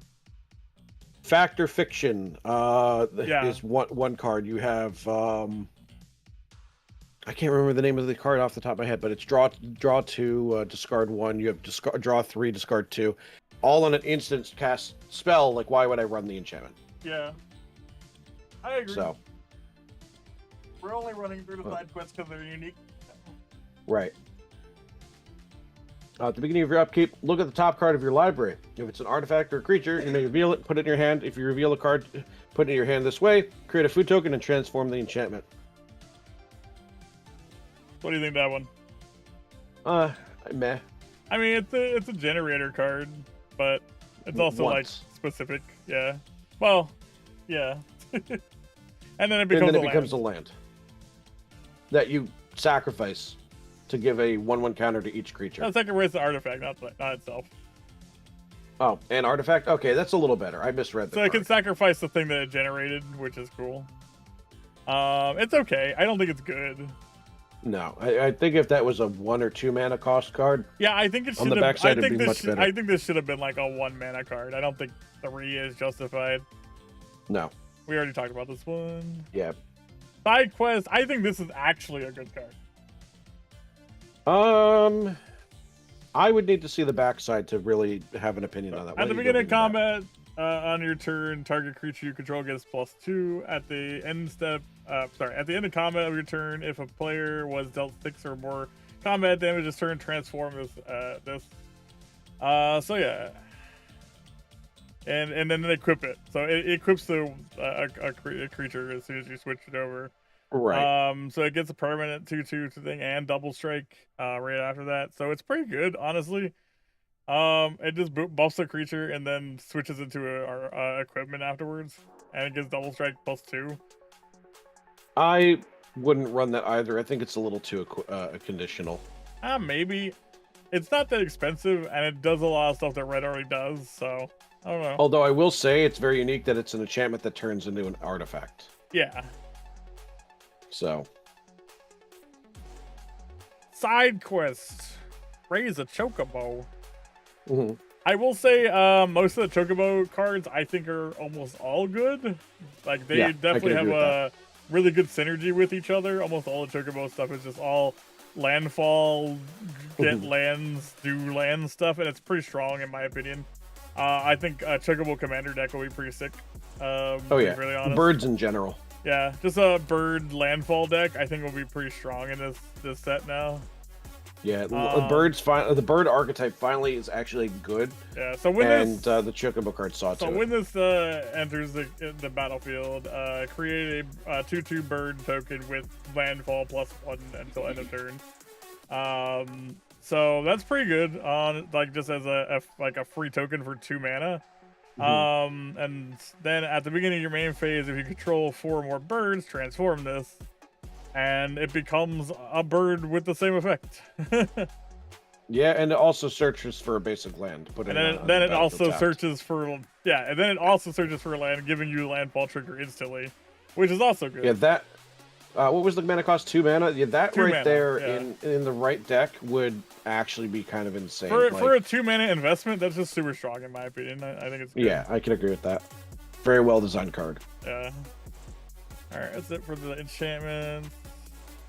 Now we're hitting some crazy shit, which is we're going artifacts now. Artifacts is a pretty long list, so we're gonna pop through this. Wrecking Ball Arm is, I believe, broken. Yep. I think that this card is actually really close to ban worthy. Especially have a certain someone to my left played it in a 1 mana cost commander deck, had it equipped on turn 3. And it was suddenly a 7/7 that couldn't be blocked by weenies. Yeah, this is extremely strong. Giving a monster a 7/7 stats for a 2 mana equipment is insane on its own.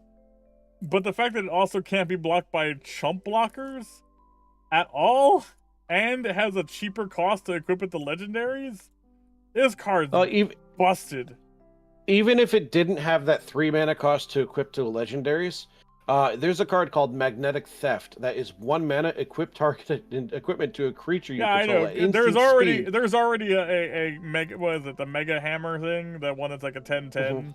Like that's a deck that exists already. This fits into that deck. Like it is just good.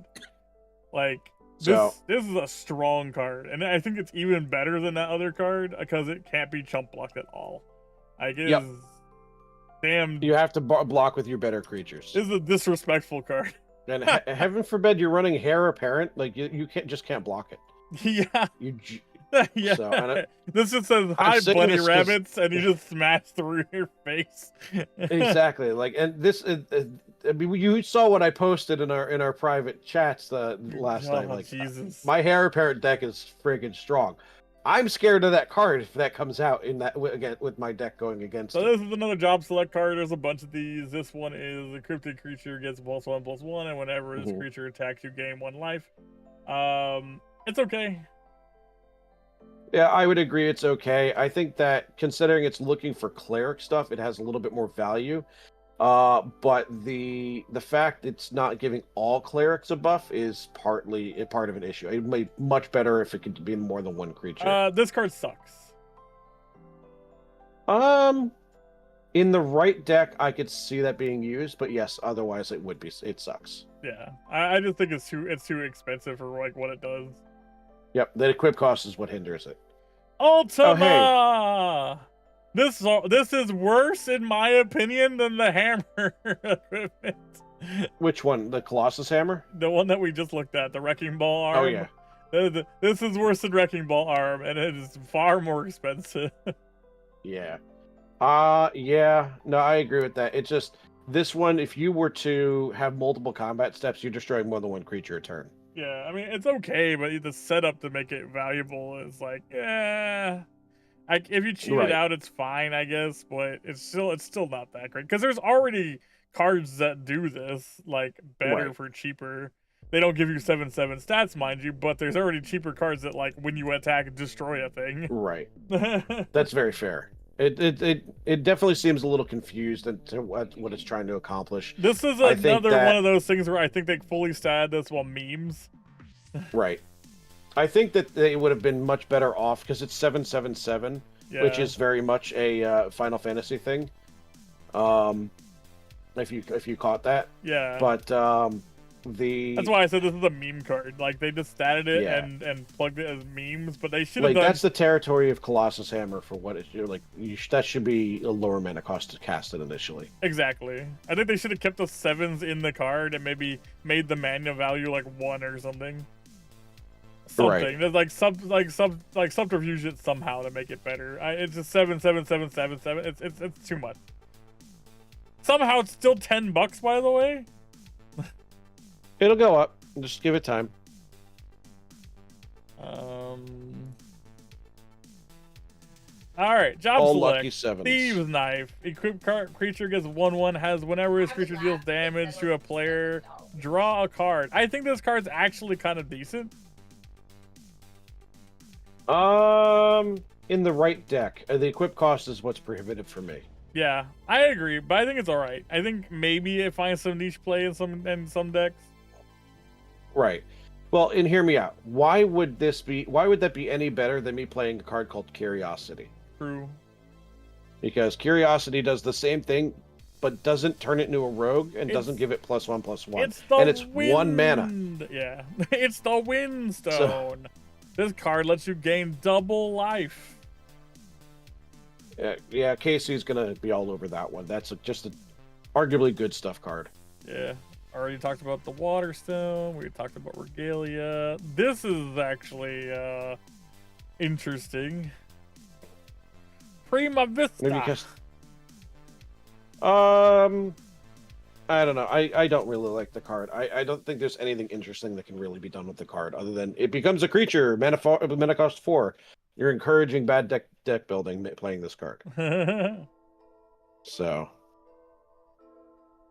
Or if you know, prove me wrong. You know, you're making mono blue vehicle deck with that as the commander when the rules change. Like, prove me wrong that could be made good. Yeah, I kind of agree. I think it's maybe just a little too expensive for what it does. Right.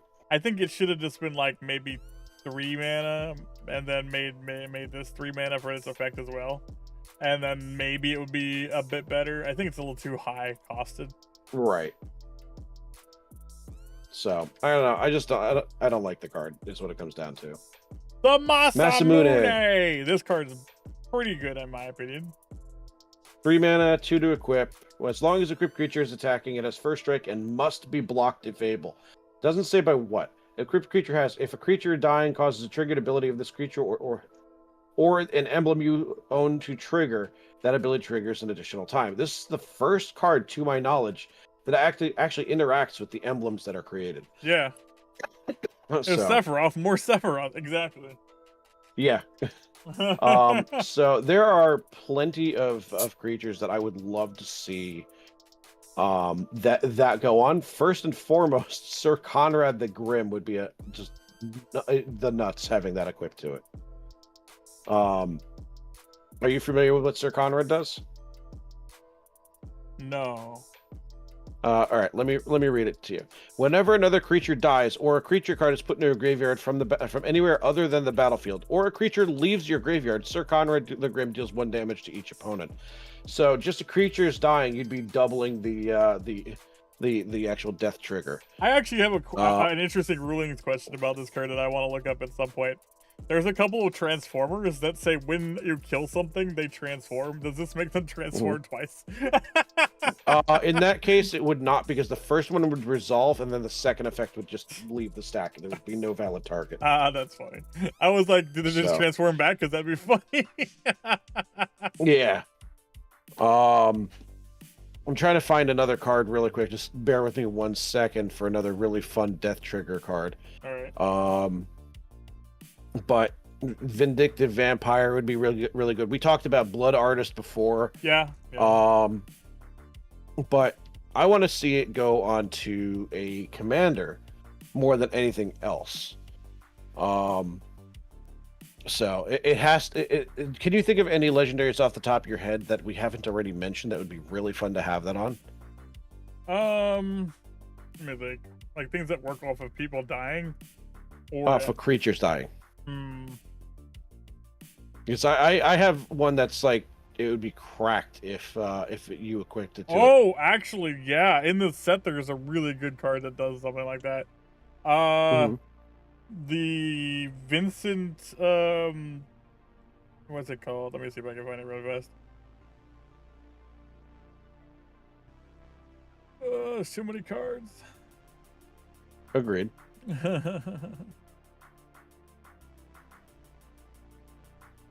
God, where's V's? Good lord. I found the creature I was looking for. Ah, so, here we go. You first. This creature. But a number 1/1 counters. Oh yeah, no, absolutely. Yeah. Holy jeez. Yeah. So this not only does it get it based on the death of the creature's power, it would get it twice, which is fucking insane. So I'm gonna put the link to this picture into chat for you to open. But that is the card I think that the double attack, double death triggers would be just ridiculous. So I put it in the chat. Yeah. And that way it goes to TCG, which is I'm pretty sure where you're doing all this from. Okay, hold on. I'm actually doing Moxfield. Ah. Hey, pulling up my deck, huh? I actually have your deck as a shortcut for me, so I have to get to Moxfield. It's sitting on my front page, so whenever I go to Moxfield, just click your deck. Yeah, Chokimon actually gave me permission to fully modify his deck list, and that's why I still gave him credit on the deck list, but I ended up making it my own, and it's far stronger than his original build now. So it's essentially a precon, a modified precon. All right, here's the card you were talking about. Yep. As long as your devotion to white and black is less than 7, Atheros isn't a creature. Whenever another creature you own dies, return it to your hand unless target opponent pays 3 life. That will trigger twice. So if they don't want it to come back, they have to now pay 6 life if you don't want it to if they don't want it to go back to your hand. What's funny is that it triggers twice. You don't even need to attack with the creature equipped with Masamune with this card. You just sit there with Masamune in his hand, and it just triggers. It's ridiculous. Mean. So that would be a very, very fun deck to have that in. Yeah, I agree. And Masamune is an interesting card. I am actually surprised it's only $2. Maybe it's niche, but I think it's kind of crazy. Literally any other creature that Masamune is equipped to just gets that the double death trigger. Amazing. I love it. Who approved this? Lunar Whale. Lunar Whale. I want to know how that's a vehicle. I don't know the lore. You have a flying whale. I don't know the lore for this one, but it is only crew 1. Quick, climb into my mouth. Flying, you may look at the top of your library at any time. As long as Lunar Whale attacked this turn, you may play cards from the top of your deck. I think it's pretty good, honestly. Yeah, I could see that being a commander for sure. That's a solid as long as that the fact that it has flying is only crew 1, that's super strong in my opinion. And it lets you basically do just by attacking with it, it lets you basically do what is that card called? Bola Citadel, but with slightly less utility, but it's basically a flying attacking Bola Citadel. Yeah, I would want that, honestly, in the 99 more so than a commander, because let's just say Simic has some pretty nasty stuff it can do. AC, I can't remember the full name of the card, but it's a landfall commander. Looks to play multiple lands per turn, so having that as like attack and then be able to just go through your library essentially until you run out of additional lands you could play each turn would be the nuts. Yeah. Lunar whale. Sorry, Casey.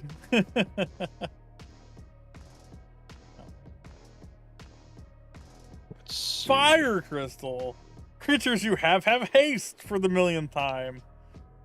Yeah, just too redundant. I don't think that's the copy ability is what's the best. I think this is okay. I think it's overcosted. This is one of the problems with making all the crystals cost the same. This should not be 4, and this should not be 6. Making them all cost the same is like this is bad. There is one deck where that ability would actually be good. Yeah. And it's I remember that the rule deck I built for KC where all the abilities of stuff cost X less, where X is the creature's power. Yeah. That is where this card will shine. Yeah. So, but you need to discount the abilities more than anything else with that card. The Falcon airship restored. It's Streaming Falcon. So. You can read this one. Oh, sorry, I was in the middle of typing. I'm actually sending this over to Streaming Falcon. But anyway, flying. Whenever the Falcon deals combat damage to a player, you may sacrifice it. When you do, return target creature card from your graveyard to the battlefield. Tap 5, return this card from the graveyard to the battlefield tapped. Too much mana to do what it does. Yeah. That's just my 2 cents. It's kind of slow. If it had haste, I think it'd be better. Oh yeah. But black is not really known for haste. I don't think this should have been in black. That's another problem. Well, its effect very much is black. Like, that is just what black does. If that was 3 and then 3, it would be a much more viable card. True. Excuse me. Earth crystal. We talked about that one. Darkness crystal. Darkness crystal. If a non-creature an opponent controls will die, exile it, and if you do, gain 2 life.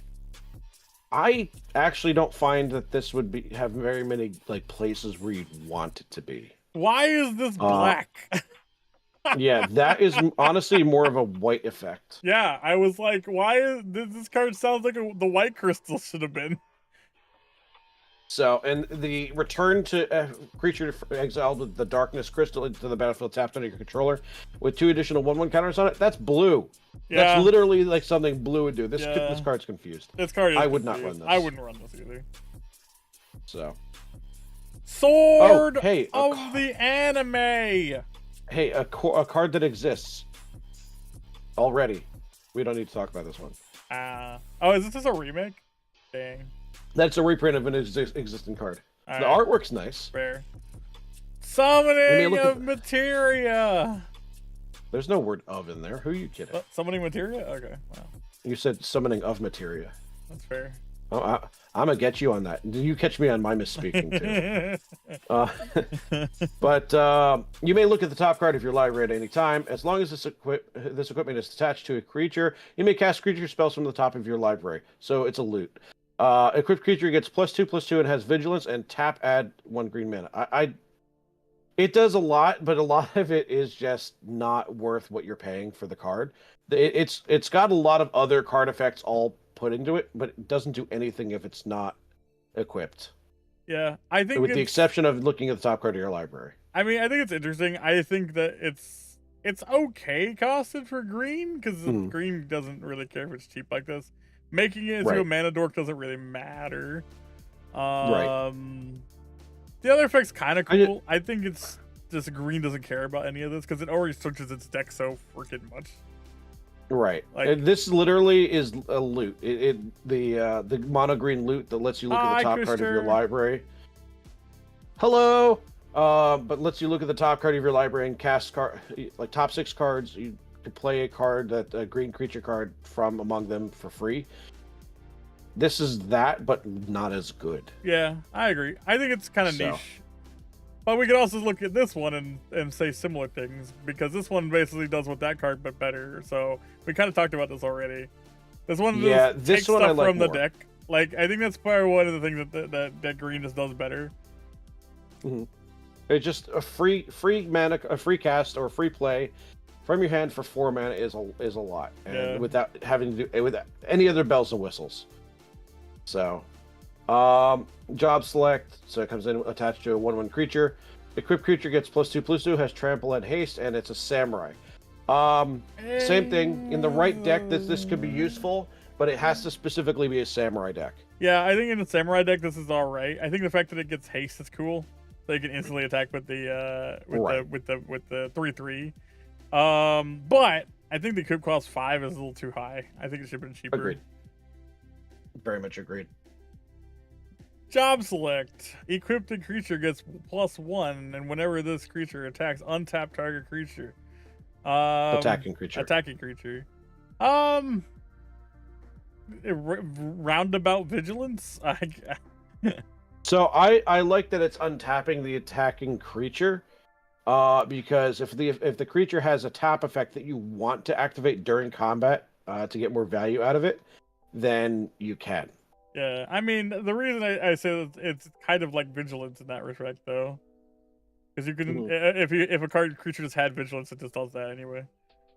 Right, but it's granting it to another or target attacking creature. Could be your creature, it could be an opponent's creature. It can't, although because it has the opponent's when you're creature wouldn't be attacking. You're Yeah. right. So it's No, always, you're right. Yeah, it's just a weird like other kind of vigilance. It's okay, but it's Yeah, like selective vigilance, like selective hearing. yeah, it's kind of that. Yeah, a selective vigilance. Like you can decide to do it this time. I think if this was like. If you could make this after the deciding blockers, it'd be way stronger. But since it's before you blockers are decided, I think it's bad. Right. We talked about that one. We talked about this one, yeah. Reaper's Scythe. Reaper's Scythe. Job select, so it comes in attached to a creature. At the beginning of your end step, put a soul counter on this equipment for each player who lost life this turn. A creature gets +1/+1 for each soul counter on this equipment, and it's an assassin in addition to its other types. I would say it's good. Yeah, I agree. It's a good card. As long as nobody blinks it or finds a way to solemnity where counter can't be put on stuff, this is a solid card. Yeah, because the thing with this card is that unlike other equipments, it just progressively gets better the longer it's out. Yep, and it can be proliferated. So yes, so it just it reminds me a bit of the lantern I used to use in the Megatron deck, where you get counters onto the creature. While it's equipped, but this does the opposite. So if the creature gets destroyed, this just keeps the counters on itself, and then just buffs up whatever else you want to put it on. The cost to put it on the field is cheap. The cost to re-equip it is cheap. I think it's solid, very solid. Right. Casey is saying the stream is frozen, so let me. Apparently, it unfroze. We're good. Froze. For how long? I think it was just a temporary glitch in time. I have it open on my left screen, and it hasn't stopped. Well, it's currently not thundering and lightning out there, so we're pretty good. So all right. Anyway, I declare this a decent card. I think it's gonna a fine play. What decks? Probably why it's Assassin only 49 decks. cents? I don't know. That's true too. I don't actually know why. I think people are sleeping on this card. Yeah. The Phantom Train. You mean the one you get to suplex? The suplex one, yeah. Yeah. Sacrifice another artifact or creature, put a 1/1 counter on this vehicle. It becomes a spirit creature in addition to its other types until end of turn. It makes sense, but it's still kind of meh. Yeah, I think it's shit. So it could be doing so much more than just putting a 1/1 counter on it. I think it's okay as it's the fact that it's a sack engine. But other than that, it's I mean, it's okay. I think it's nice that it keeps the plus tokens. Right. But the fact that it doesn't stay a creature afterwards is kind of all right. If it stayed a creature, as long as it had a 1/1 counter, it'd be much better. Yes, that's kind of what I mean. If it stayed a creature with 1/1 counters on it, it'd be a better card. Right.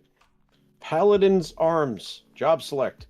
The equipped creature gets +2/+1 and has ward and is a knight in addition to its other types.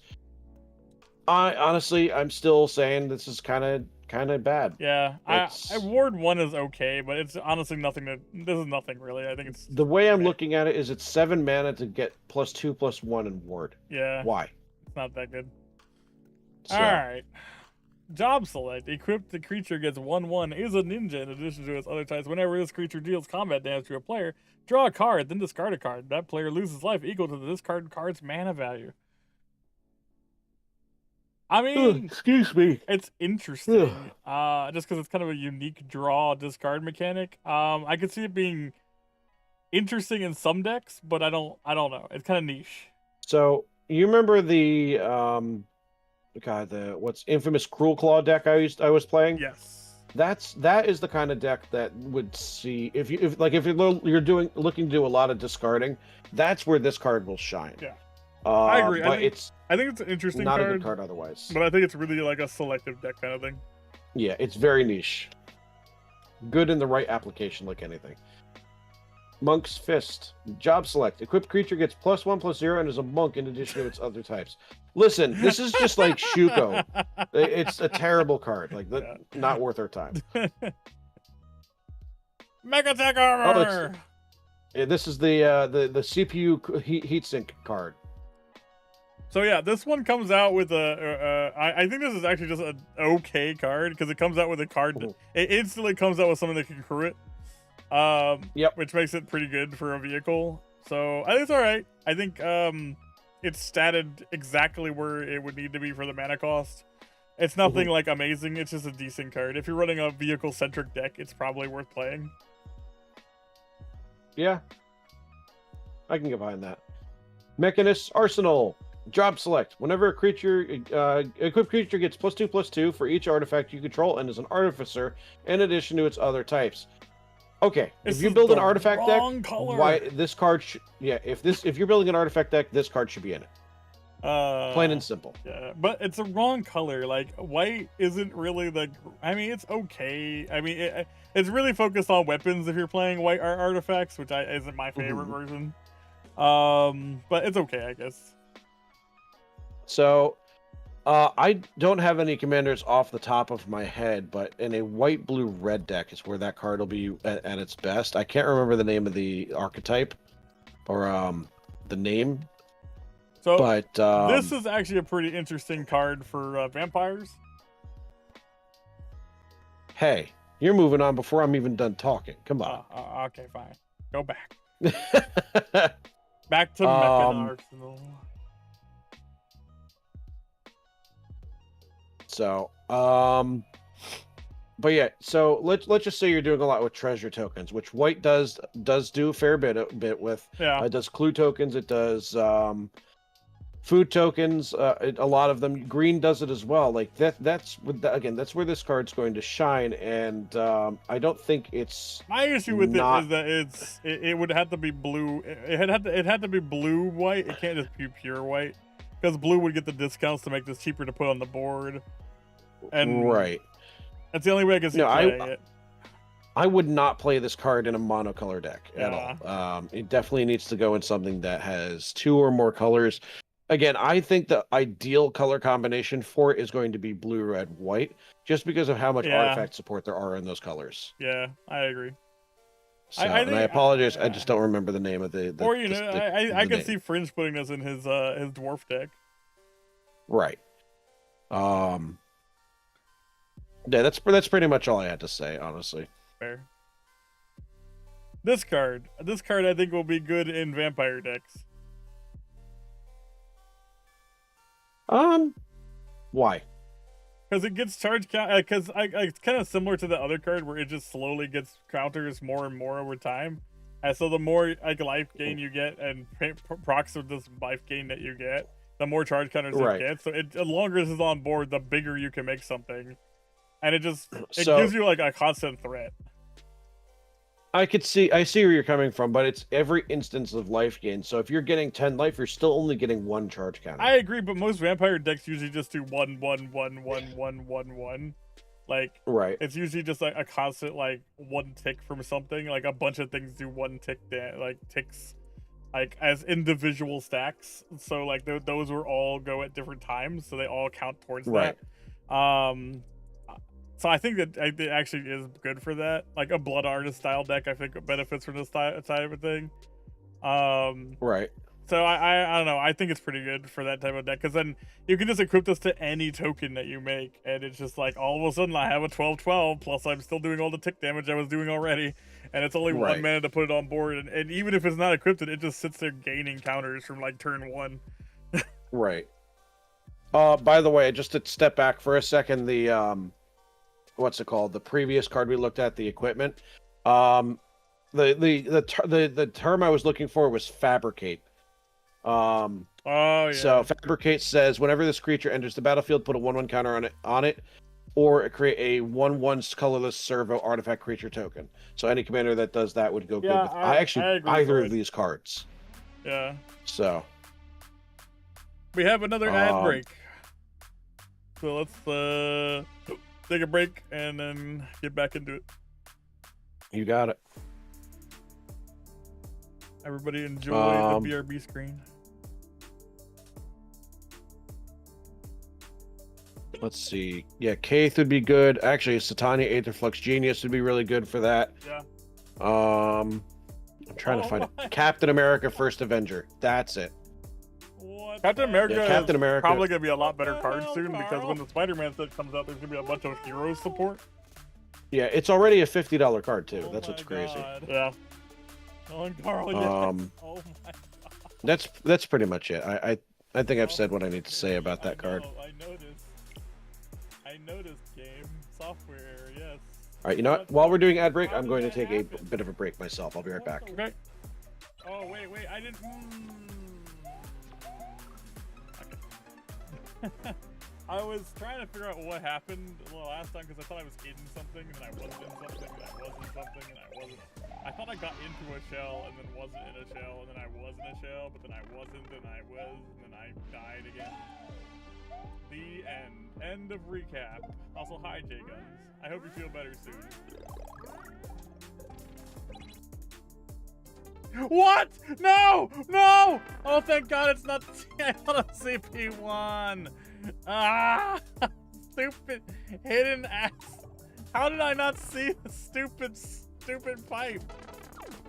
Damn it! Oh, God.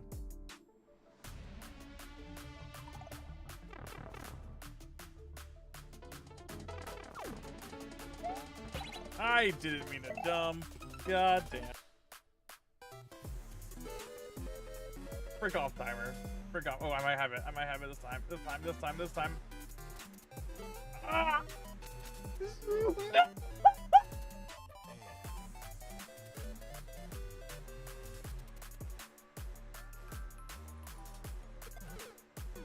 Ow.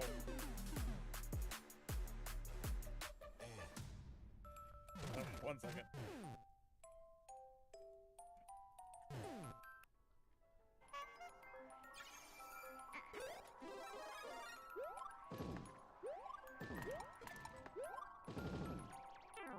Okay, let's not die this time.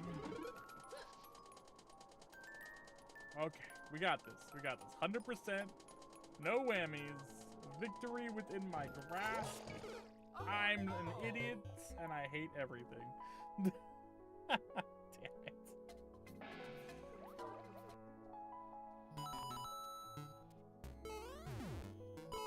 Damn it. Alright. Oh, alright. Okay, I'm alive. Jesus.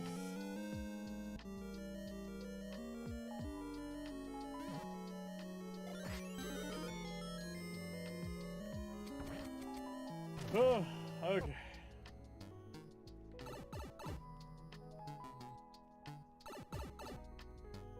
Ah, no.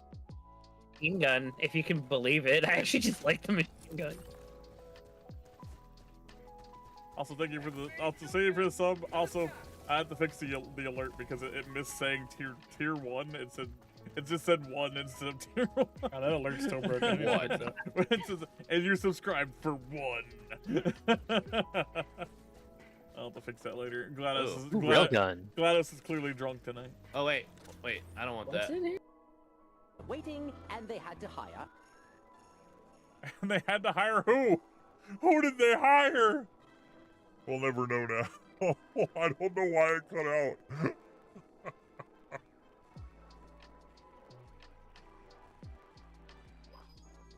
Oh no! Ah! Okay, I'm back. Just a FYI, at the 3-hour shit. mark, we pretty much have to call it. How long is that? Midair. That's like an hour What from now. the fuck? All right, let's just speed through the rest of these. So we're gonna. This is the like, and this is for all future set reviews. I think we need more than one stream. I mean, that's fair. This kind of got pushed back as well, so I think So, I'll probably schedule these a bit earlier next time and just probably split them. I also feel like we shouldn't be reviewing literally every card. We're not. That's the problem. So I honestly only have like every legendary card in there, and there just happens to be like 180 legendary cards. Like that's just creatures. That's not even the artifacts. See, this is a legendary artifact. Right. This set is just weird. It's like because sets don't normally have this many legendaries.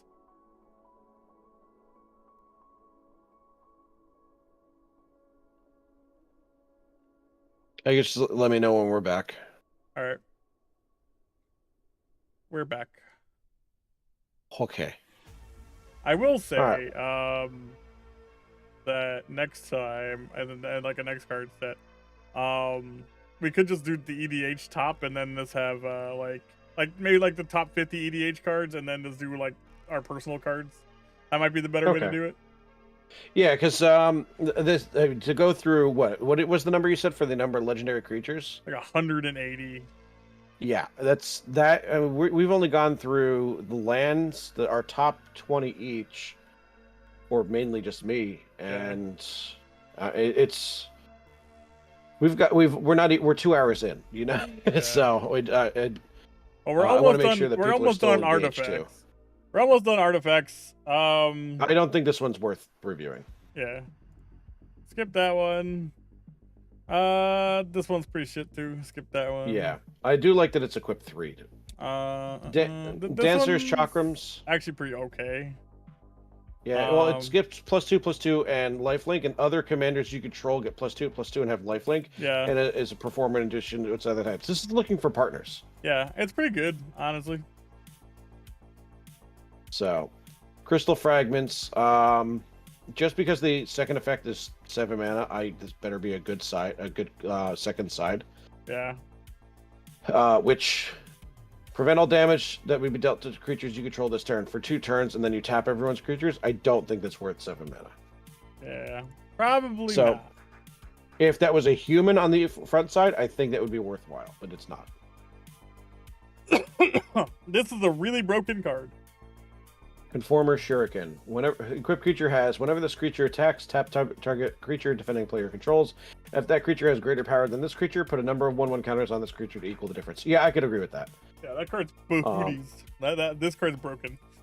Yeah, for only 4 mana to get that effect, that's pretty. Yeah, that's four mana, tap a creature when you attack, gain extra attack power permanently. And then they break even and then die. Yeah. So unless you have first strike. Yeah. Cargo ship, it's a mana dork. Nothing special about it. Yep. This card's Buster busted. Sword. It's also busted sword.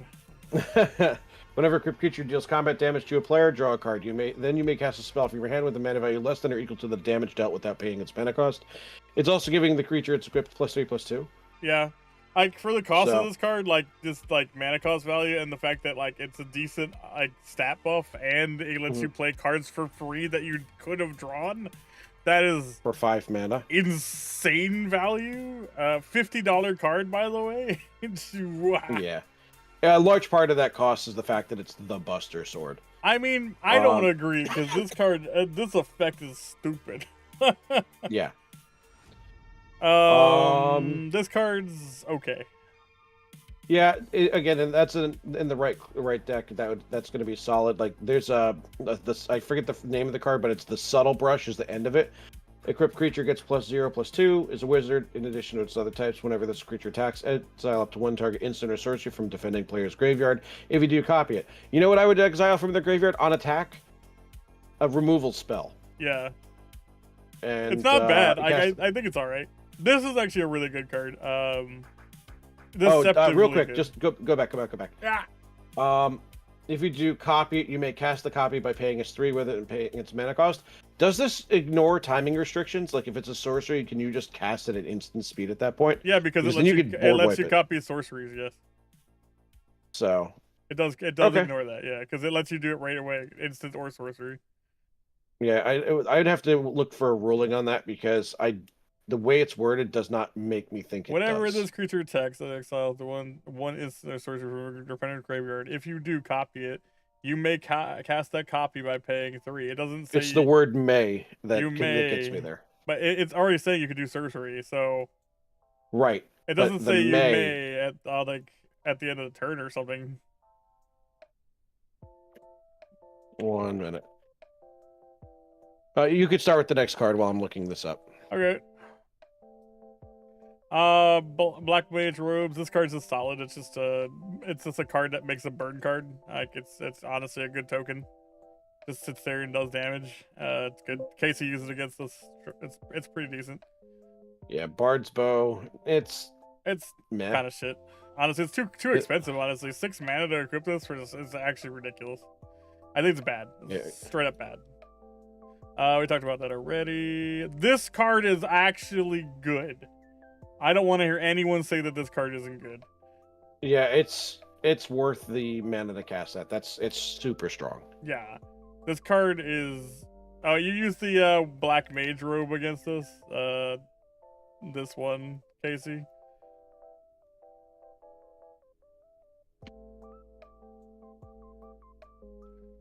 This card I think has like a potential for a lot of different decks. It's especially in Commander, good in Voltron, obviously, but like this is just good. You're starting with 40, so it's just a good card. Yeah, it's just strong. Presently, there are no rulings on timing restrictions, so I'd have to talk to judges on that. So for now, we'll revisit it. Adventurer's Airship. Whenever this vehicle attacks, draw a card, then discard a card. It's okay. It's flying. Yeah, a lot of the commons in the set are just okay. Yeah, we're at the tiered spells. Tiered spells. This card I've been seeing a lot of use of, because it's an instant cast spell. Yeah.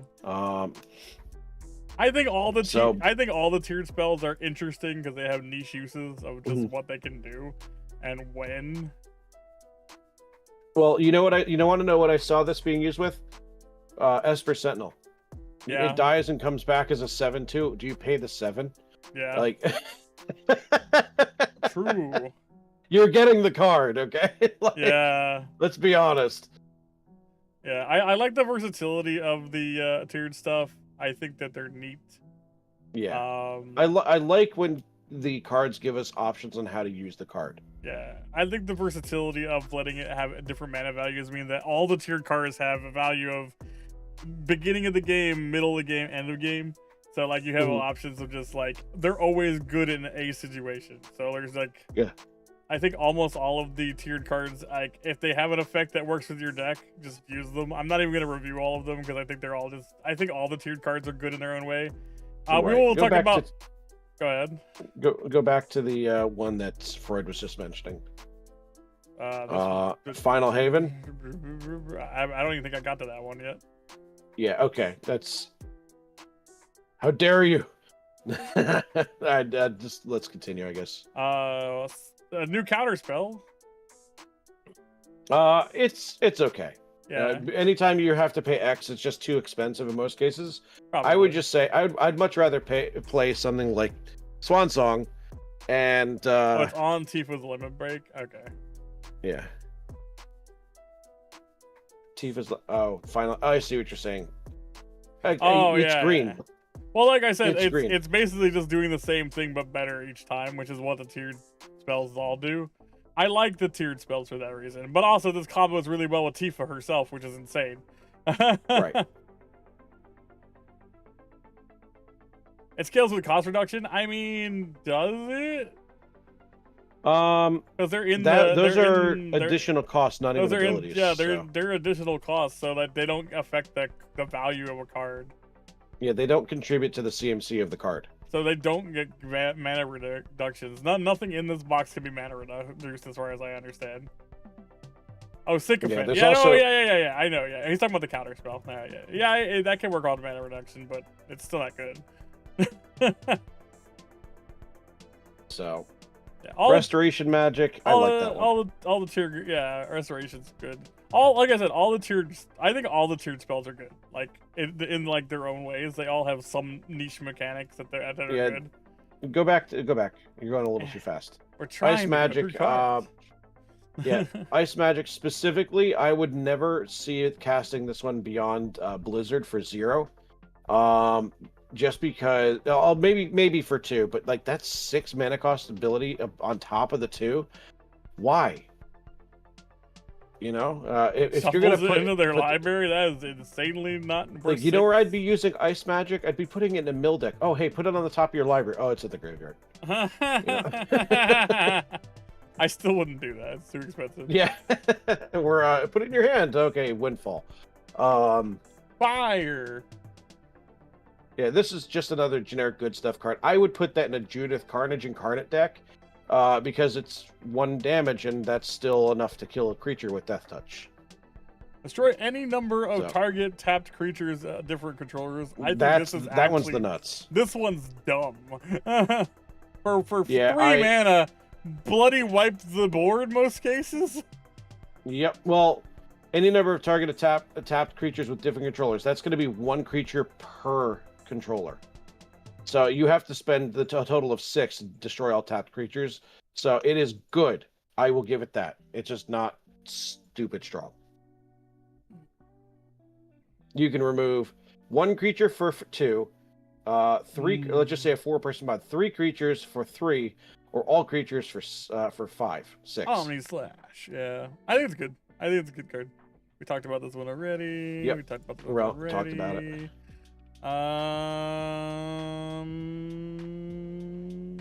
Good card.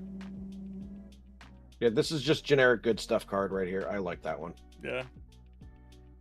The Saga side is definitely good. I would, because it comes back with a finality counter. Did I read that right? Yeah. Yeah, I would want to have that in a deck that removes counters. Yeah. Just because getting that to exile and come back, or I think this is a cool one because it's one of the new cards, like one of the new Saga cards, but it has an effect beforehand, so it instantly like does an effect, does another effect. Right. And like, I realized the value, I think it's pretty good for 2 mana. Right. I realized why it's specifically adding a finality counter, because it's flashback. It would exile if it was any other card. Yeah. So I think it's good. But yeah. This card's actually pretty interesting. I don't know why it's so cheap, but yeah, sure. Well, it's everywhere. Excuse me. Yeah, it's literally everywhere right now. It's a removal spell. You can add or remove a lure counter. Like, it's just generic good stuff card for a Saga deck. So anything will run it. Like Tom Bombadil would be looking for that card, or Tifa. I think that's Tifa.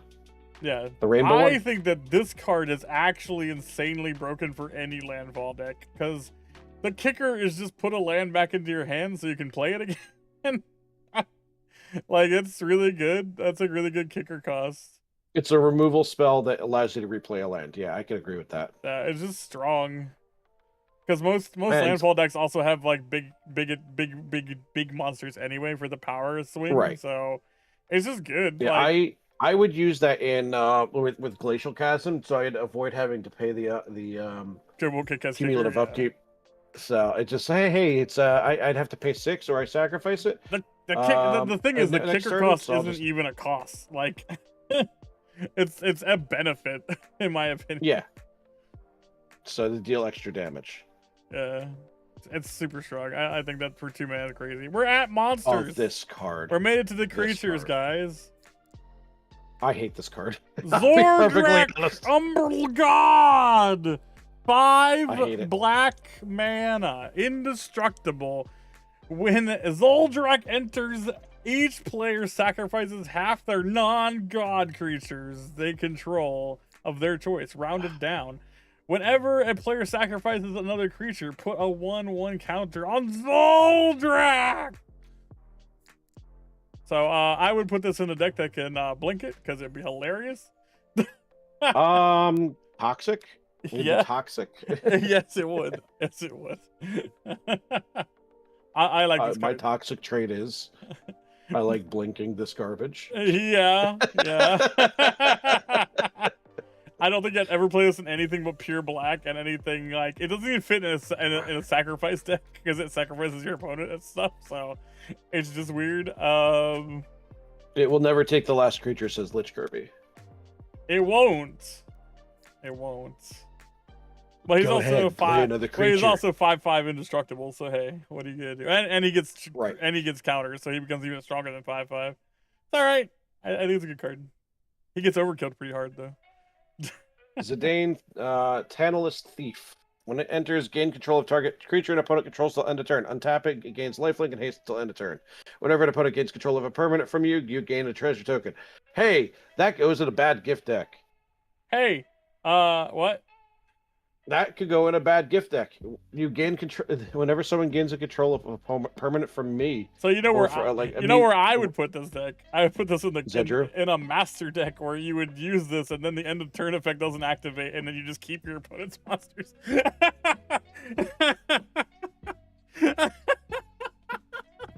Interesting. Yeah, I'd put that in Zedru. You know, you've played against my Zedru deck before, right? Yeah.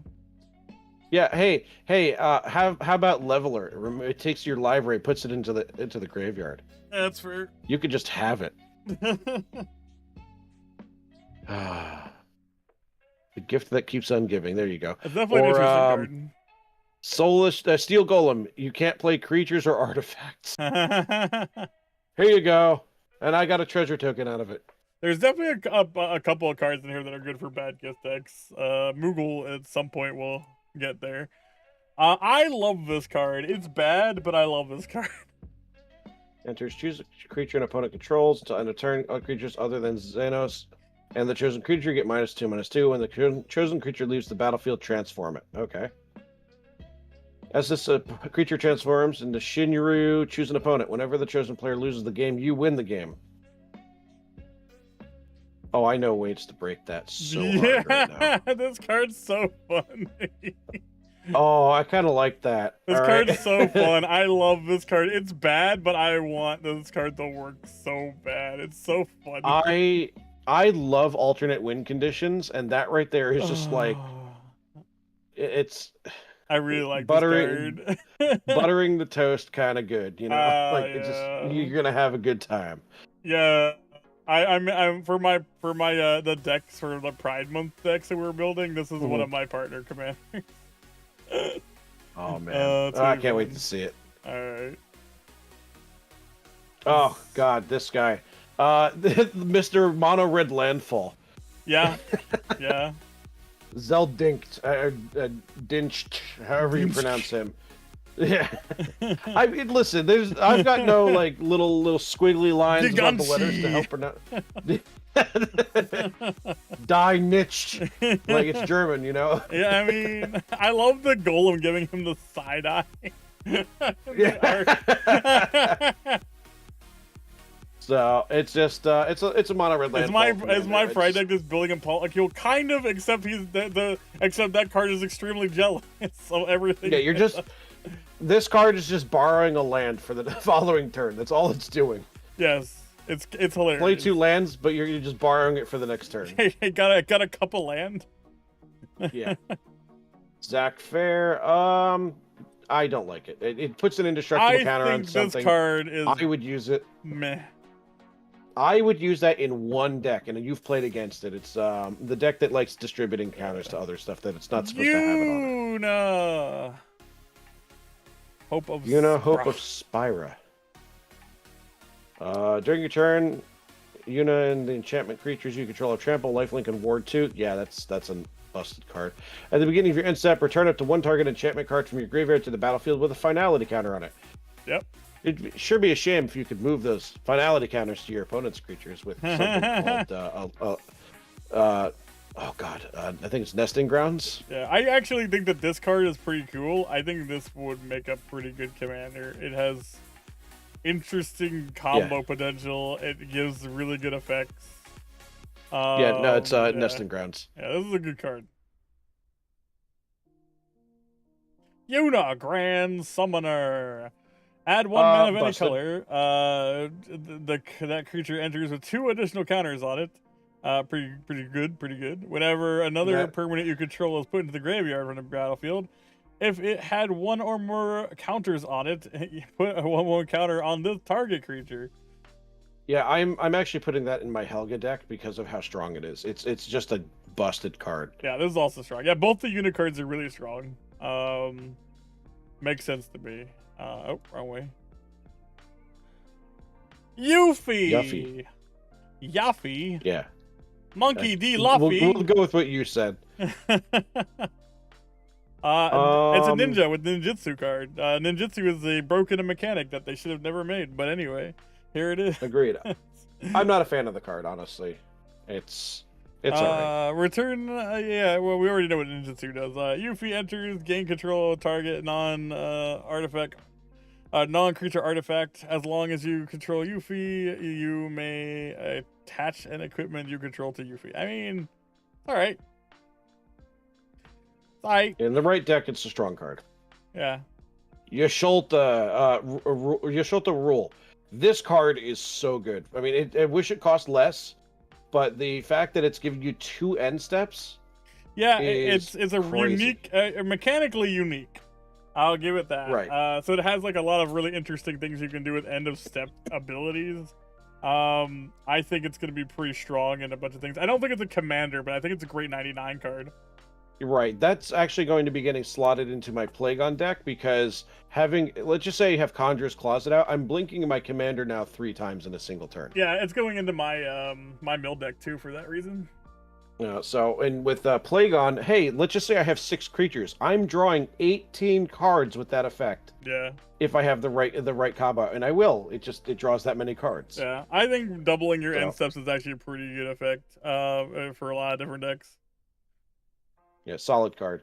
Not the other Yasholta, Knight's Blessed. This is also broken. At the beginning, the Yasholta, no surprise, combos with herself. Yeah. At the beginning of each end step, if a player lost 4 or more life this turn, you draw a card. Whenever you cast a non-creature spell with mana value 3 or greater, Yasholta deals 2 damage to each opponent, and you gain 2 life. Yep. So 2 spells, and Yasholta triggers. Yep. And then Yasholta then triggers again. And again. Yep. And again. And again.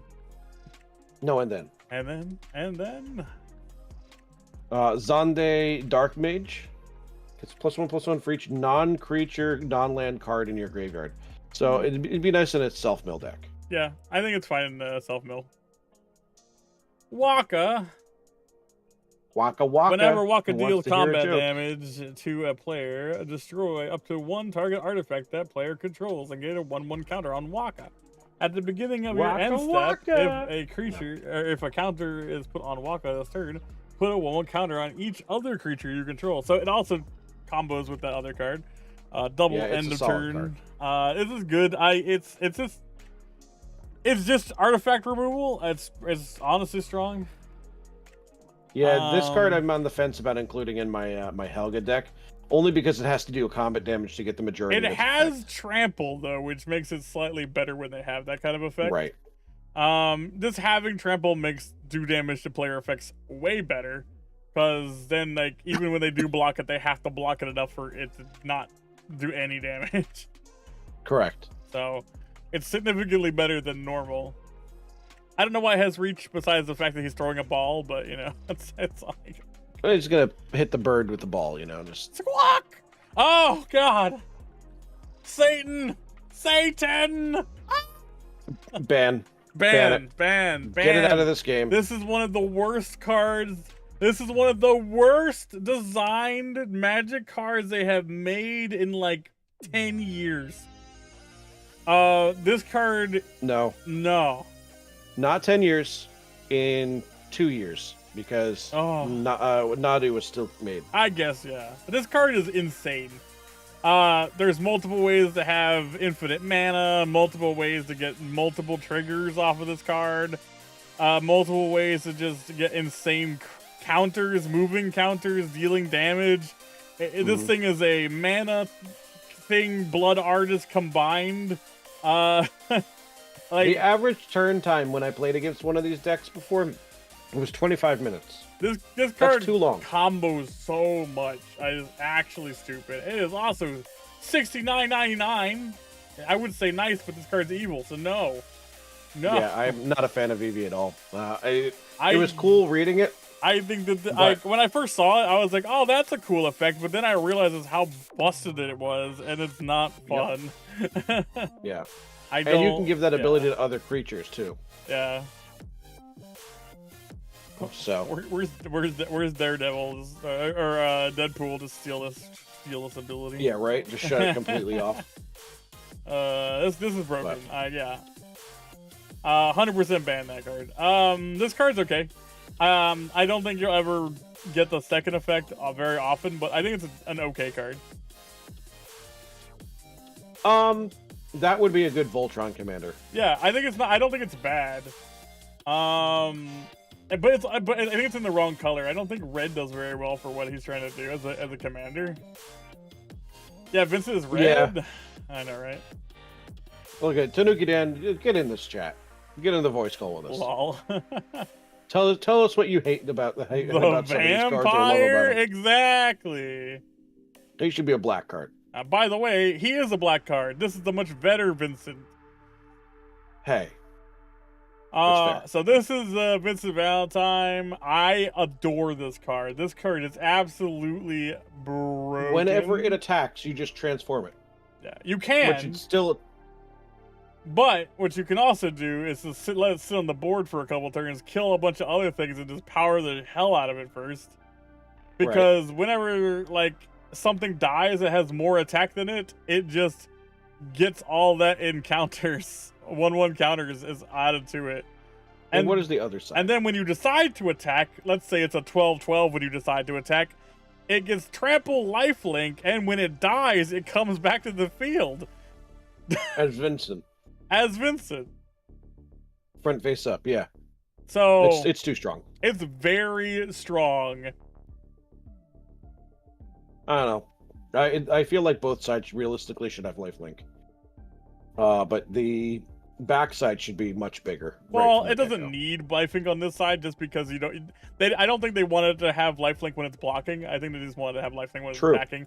I think it's already strong because it comes the hell back. It's hard to remove. He's not immortal, Tanuki Dan. He could die to freaking sunlight. He can be exiled. That's what exiling is. You get a giant light beam and you just go. Exactly. Let me turn on my flashlight. You're dead. Yeah, exactly. You know? So yeah, this card is actually super good. I want to make a commander deck with this card. I already have it in my assassin deck. It's super good. I really like it. Yep. Whenever you cast a legendary spell, draw a card. It only triggered. This card I'm on the fence about. I think it's too expensive. Yeah.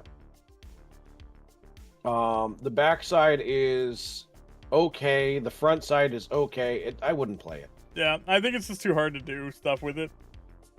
Like, I don't think you're gonna get this. I don't think this should have been a tapped ability. It makes it way too slow. It should have just been 7 mana. Because if you get this late game and you do fucking 10 mana to make it freaking flip to get a 4/4 Who's indestructible. Gonna use 10 mana for that though? Like, no one. even without it being a tap, it's bad. Like, that's the thing. Again, meme stats. Why did they make so many things have 7? Like, it makes no sense. No, like that's honestly the that right there is just the herbs and spices thing. It's just the product is you. Yeah. That kind of just what that card feels like they tried doing with Final Fantasy. You are the product, not the cards. Yeah, I kind of agree. So, all right. When it enters, mill 2 cards, then return a permanent from your graveyard to your hand. Love it already. Yeah. At the beginning of your first main phase, if you both own and control Vanille and a creature named Fang, I'm not pronouncing all that. You may pay 5 mana. If you do, exile them, then meld them into Ragnarok Divine Deliverance. We'll get the Ragnarok later. Right. Yeah, this is the only meld card I think in the set. Yeah, I'm not a huge fan of meld. I wish they would put a little more effort into making it. I think that I think what they need to do with meld cards is make them partners, and so you can have them as commanders. Right. Because I think that's actually more fun. Right. Because it makes sense then, like that they're partners for each other. That makes perfect sense, right? Like they're meld cards. Right. Like Edward, exactly. Oh man. But yeah, I think the next ad break, we should really split this into 2 streams. So. I mean, we're like, and the V's and the creatures are the only thing left. So we could probably almost get all of them done in the next 30 minutes. All right, then let's try. Whenever one or more I still gotta put a new battery terminal in my car. pirates, rogues, you control combat damage to a player, exile top cards of that player's library. You may cast it. If you don't, create a treasure token. Whenever you cast a spell you don't own, and put a 1/1 counter on each scout, pirate, or rogue you control. That'll be in literally every Itali deck. Yeah, it's pretty good. Yeah, solid card. Yeah. Yeah. This guy. God bless you, the name. Yeah.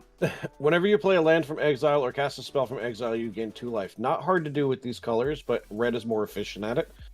Look at the top card of your library. You may exile it face down. That's 1 tap ability. The other one is until end of turn, you may play cards exiled with, not saying the name. Spells you cast this way cost 2 less to cast. That's a little slow. It's very slow. It's interesting, but it's slow. I think yeah, it has. If that was in red, it'd be a much better card. Yeah, I think the colors are probably wrong, in my opinion. Yeti, trample. At the beginning of combat on your turn, choose one of these at random. Other creatures you control get 3+ and trample. Discard your hand, then draw 4 cards. Deal 5 damage to any target. All decent. Yeah. I mean, especially in mono red. There's a couple of like things, like the fact that it's not based on damage, it's just when it attacks, it's pretty good. It's all right. I think it's a little mana costy. That's 6, but it's okay. I'd like to see. There are some RNG decks that probably like this. Obnoxious octopus.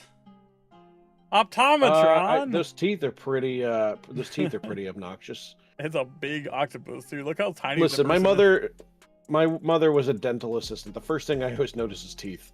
That's terrifying. So, whenever you cast a non-creature spell, if at least 4 mana was spent, tap target creature an opponent controls and put a stun counter on it. Another stun counter monster thing. Whenever you cast a non-creature spell, if at least 8 mana was spent to cast it, oh my! put 8 1/1 counters on this card. There's someone that used to stream that I would love to send this card to. He goes by Sibo Dwy. He would love this card. This card's actually kind of interesting. It's good early game because you can just punt a bunch of things. It causes disruption. It's a good control card. And then late game, if you do cast some big crazy ass thing, it also just becomes gigantic suddenly. You see, I'd be building a deck where the only cards in it they would cost 4 and 8 mana respectively. The octopi deck. Yeah. Fair enough. Ultimecha! Time sorceress. At the beginning of your... When it enters your attack, reveal 2. At the beginning of your end step, you may pay too much 8 mana and exile 8 cards from your graveyard. If you do, transform it. When this creature transforms... it's an extra turn for 8 mana. No thanks. Yeah. This card's bad. Not worth talking about. Here's her other form, Temporal Threat. You see, that one's much better. Whenever a creature you control deals combat damage to a player, draw a card. On top of tapping all of your opponent's creatures. If this is a Blink commander, good luck everybody else. Yeah, I think that this card is a lot better than the other card. It's still 6 mana, which is kind of a pain, but I think the effect's probably kind of cool. Like, this is like you're already got a decent board state. This comes onto the board, you just swing and kill somebody. Mm-hmm. And then it has a bonus for like after turns of just drawing more cards late game, which is good. It's a great card. Yeah. Ultima! Origin of Oblivion. I'm surprised this is not more than $3. This is a great card. Yeah, so this is a pretty interesting card, honestly. Whenever Ultimate attacks, put a blight counter on target land. As long as that card has a blight counter on it, loses all types, and, basically this becomes a waste. Whenever you tap a land for neutral mana, you get additional neutral mana. This is one of the this is a pretty interesting card for just Eldrazi, honestly. Yeah. Because you get extra mana when it's on the field, which is fantastic for Eldrazi. You could also really screw over an opponent by stopping their mana from tapping. And you can also fuck your opponent's like good mana cards up, like their mana. And this is just like the opposite of mana fixing. This does anti-magic mana fixing. What's that? Unfix. Yeah, unfix. Mana break. Let me unfix your mana there, buddy. Let me break your lands. Fun fact, the effect of the blight counter lasts even when he's not on the field, so it stays fucked even when he's gone. Yeah, blight counters do be like that. Yeah. Yeah, good card. The fact that it loses all land types is just like, it's not even a basic land anymore at that point. Yeah. It's an interesting card. I think it's gonna see play. I don't know why it's only $3, but hey. This card's broken. I love this card. Each other non-token creature you control enters with an additional 1/1 counter on it. Tap one, tap it, proliferate X times, where X is the number of non-token creatures you control that entered this turn. Yeah. Fantastic card. This card's insanely good. One of the best proliferate engine cards I've ever seen. Yeah. I don't have much to say about this card other than Jesus Christ. And I love that it's an elf. Yeah. Just what Elf Ball needs. More stuff. And it's not even blue, yeah, right? Yeah, just more buffing. Just exactly what Elf Ball needs. The most traveling chocobo. This is the card everybody wants, guys. They want it in pink. Hold on. Although I did find out an interesting thing about these chocobos. There, except for the base chocobo, there are only 2,500 copies of each of those chocobos printed. Yeah. Ah, shit, I lost it. So it's traveling chocobo. So that's why there's so much, and you can only get them in the collector boosters, which are way overpriced right now. Yeah. If last I checked, they were over $1,000 for the collector box. Where the TR down. Ah! Oh, there you go. All right. So, just the regular version is $30. Let's see. The blue version is $1,000. What is this? See it as blue. I just click on it. This blue one. Oh. All of them are $1,000. About the same, except for this one, which is more. They're all about $1,300 each, all of them, except for this one, which is $4,000, which is the black one from Japan. Honestly, that one's kind of cool looking. The black one from Japan's actually insane. Right. Yeah. Which chat couldn't see because it's kind of obscured on your screen. Yeah, it's fine. Either way. It's fine. Torgal, fine hound. We're down. One more. Yeah, Torgal. There. I hate this card. Yeah. Screw this card. This is Volja Light. Like, that's what it is. Volja. It just goes in a Volja deck, though. It just makes Volja better. Yep. Problem? Yes. Freaking Volja, man. This card's really good. It's not only is it a mana dork, but it's a mana dork that buffs all your shit. Yeah. I'm okay with it. It's 2 mana. It's stupid. Tifa, martial artist. Martial artist. Great card. It's a little more powerful than it needs to be. I played against this commander last night, and I lost pretty quick. Yeah.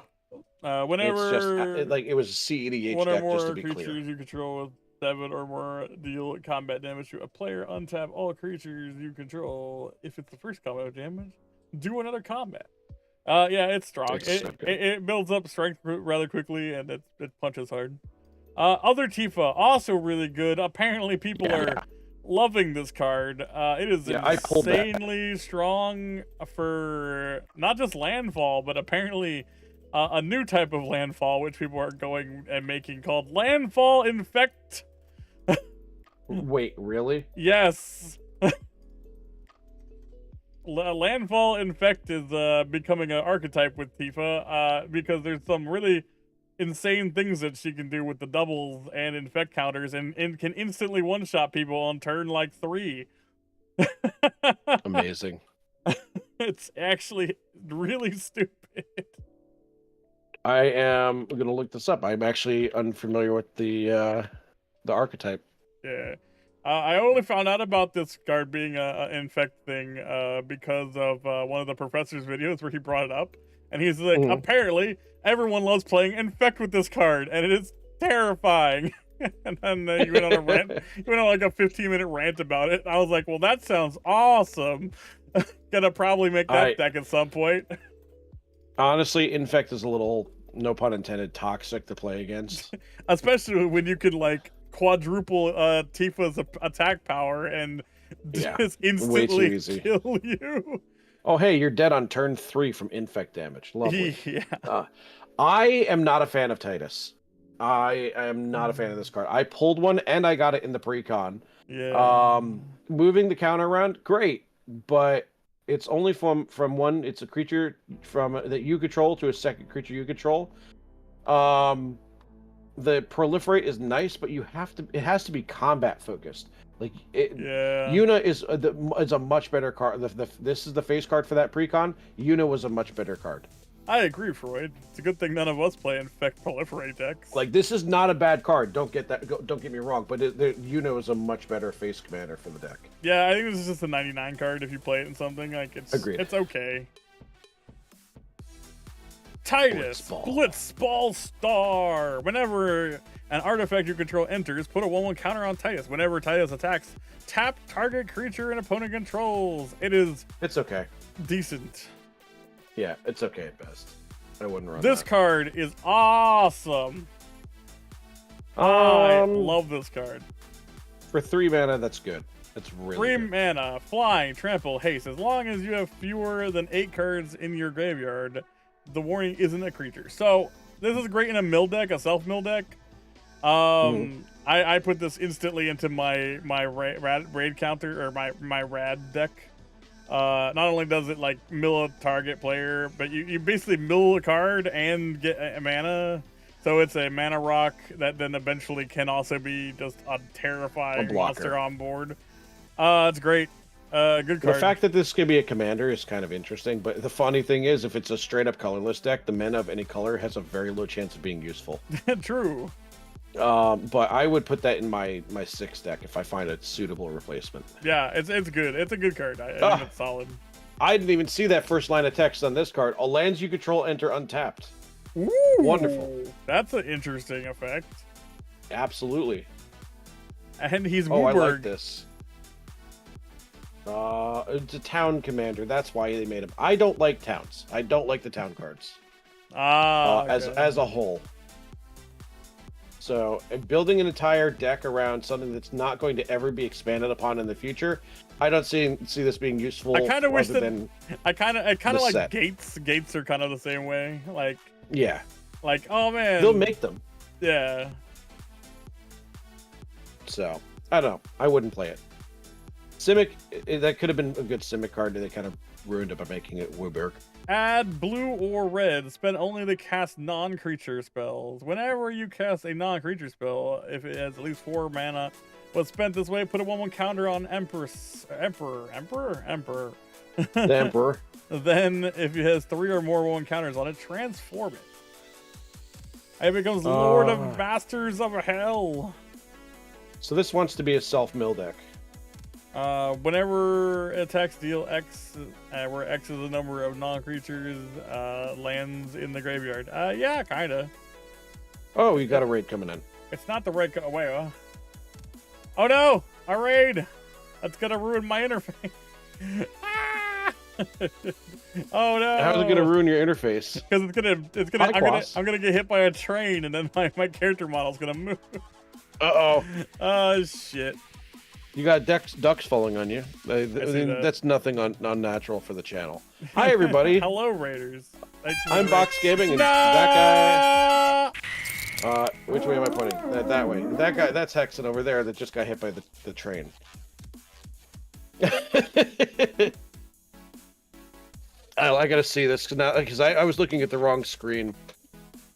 Yeah, hits the screen and slides out. Those look like airplanes. They don't look like trains. Sorry, it's a bus and airplanes when it's a raid. It's a train when it's a hype train. I love it. Welcome on in, everybody. Well, that's gonna be on my screen for like 2 minutes now. Hey, that's unfortunately a you problem in this situation. I know, right? But... Thank you for the raid. I appreciate it. Were you playing Mario Maker?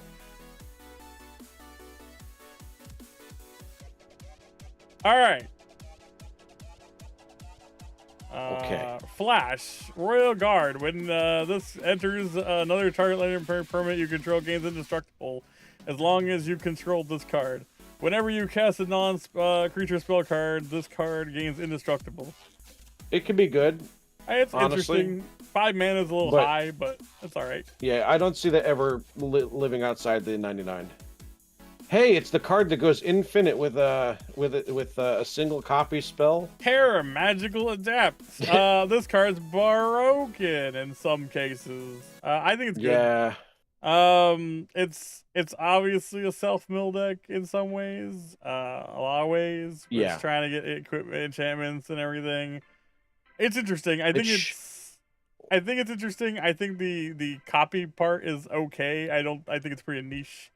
I think there's better ways to build a deck around her to make it less search your deck for the specific combo. Yeah, it would sure be an absolute shame if there was one particular copy spell that made it go infinite and made everyone lose. Yeah. On the stack. I mean, I'm not saying you don't run that card still, because you obviously do. No, I just I want to like go flip back over real quick. The problem is it's not a May ability, so technically the game's soft locked. I didn't win. It's not a May. There's nothing that breaks that. I mean, technically, infinites that do that mean you win, but yeah. No, that literally stalemates the game doing that. I didn't actually win that game. Is it a draw? It's a draw. Unless okay. you have a way of stopping the combo by targeting another enchantment that's on the battlefield, it stalemates the game. Yeah, this card's kind of crazy. I would definitely rate it this has to be pretty one high. you control. I think this one's pretty cool, like just on its own merit, but it can go crazy with the copy infinite. But there's a bunch of things it can just do. It just has cool effects, and it's like decently managed for it, so it's good. Wait, Well, a non-deterministic combo like that, Freud, literally it has you unless you can break it, it stalemates the game. The game just ends in a draw. Herald of Hope. At the beginning of combat on your turn, mill 2 cards. I like this card already. Terra gains flying until the end of turn. Whenever Terra deals combat damage to a player, you may pay 2. When you do, return target creature with power 3 or less from the graveyard to the battlefield. I mean, it's not bad. No, I would think that could be better though by removing the pay 2. Yeah, I mean, I guess, but I think it's all right. Great Sage. This card is interesting. I don't see it ever sitting outside of a 99. But whenever you cast a non-creature spell, create a 1/1 colorless hero creature token. If 4 or more mana was spent to cast a spell, draw 2 cards. And if 8 or more was spent to cast that spell, sacrifice it, and it deals that much damage to each opponent. Yeah. It deals, 8 damage? Yeah, that's all right. It's interesting at best. Like, I wouldn't play it. Taru. Oh, this card. Yeah, 1 second, Axon. You take the lead for this for a second. Oh, okay. Taru. When Taru enters, you draw a card. You target opponent may draw a card. Okay. Whenever an opponent draws a card, if it isn't that player's turn, create a tapped treasure token. This ability triggers only once each turn. I think it's all right. I think it would be a pretty decent card in a couple different decks. You just draw cards and you get treasure tokens for free. It's not that bad. I think it just sits on the field and gets you treasure tokens forever, basically. It's not bad. All right, Hexen. Unfortunately, I think I've got one more card, and I have to head out. Unfortunately, understandable. I have something I have to take care of. That's not optional. We can continue this next week. Yeah, let's finish this card off and then wrap things up. All right. Summon Yojimbo. No, it's Yo Jimbo, not my Jimbo. You Jimbo, my Jimbo, we Jimbo. he, she, we. Jimbo. Exile target target artifact, enchantment, or tapped creature an opponent controls. Great removal spell for only 4 mana. But then it goes, next turn. Until your next turn, creatures can't attack you unless their controllers pay 2 mana for each of those creatures. So for 2 turns, you've got a Propaganda or a Ghostly Prison. Yeah. And then on the 4th turn, when it gets sacrificed, it's create X treasure tokens, where X is the number of opponents who control a creature of power 4 or greater. So you're getting, let's be honest, you're probably getting 3. Yeah. So not a bad card. It costs 4 to play, and then it replaces most of itself when it goes away. Yeah, I think it's good. So, and I think that's one of the first sagas we read besides the other one. That's a good card. All right, well, I think that's it for today. We have more if I didn't about. have to go, I'm sorry. If I didn't have to go, we could definitely keep going. But that's yeah, all right. We can talk about the rest of the. We can talk about the rest of the creatures after this. We're on. Well, we know where we were. We're on Yojimbo. We're on summons now. Yeah. So we're on S. Yeah. Which means there's still like 150 more cards. Yeah, that's like another 2 hours worth of stream. Exactly. Like there's definitely that much left. Like because like creatures, like there are like so many creatures. All right. So. Anyway, let me drop off because I do have to get going. It's unfortunately rather urgent. All so right, I will. I'll talk find to a you raid around. target. You have a good night. You too. Goodbye, everybody in chat. I'll see you next week. Before we Bye. do, let's get like Gladys to say one thing for our goodbyes. What happened now? Your data has been saved and will now be sent to advertisers. I mean, that concludes another episode of Herbs and Spices. I'm sure that was exciting for everyone. Come again next time for more psychological drama that is Herbs and Spices. You are infected now. Watching more is the only cure. All right, guys. Let's find a raid target. Very Call true. it a good one. Bye, everybody. Don't worry. We'll take your data and put it somewhere safe.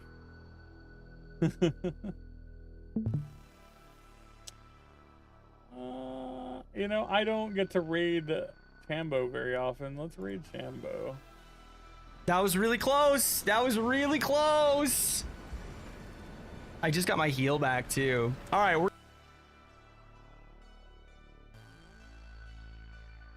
Yeah, thanks for hanging out, everybody. I hope you had a good time. We'll do the rest of the card review next week. Do a little part 2. I thought I pretty much figured that we would have a bit of a part 2 here because there's a lot of cards. But yeah. Anyway, I will catch you guys next time. Let's go raid Chambo, and I will see you guys later.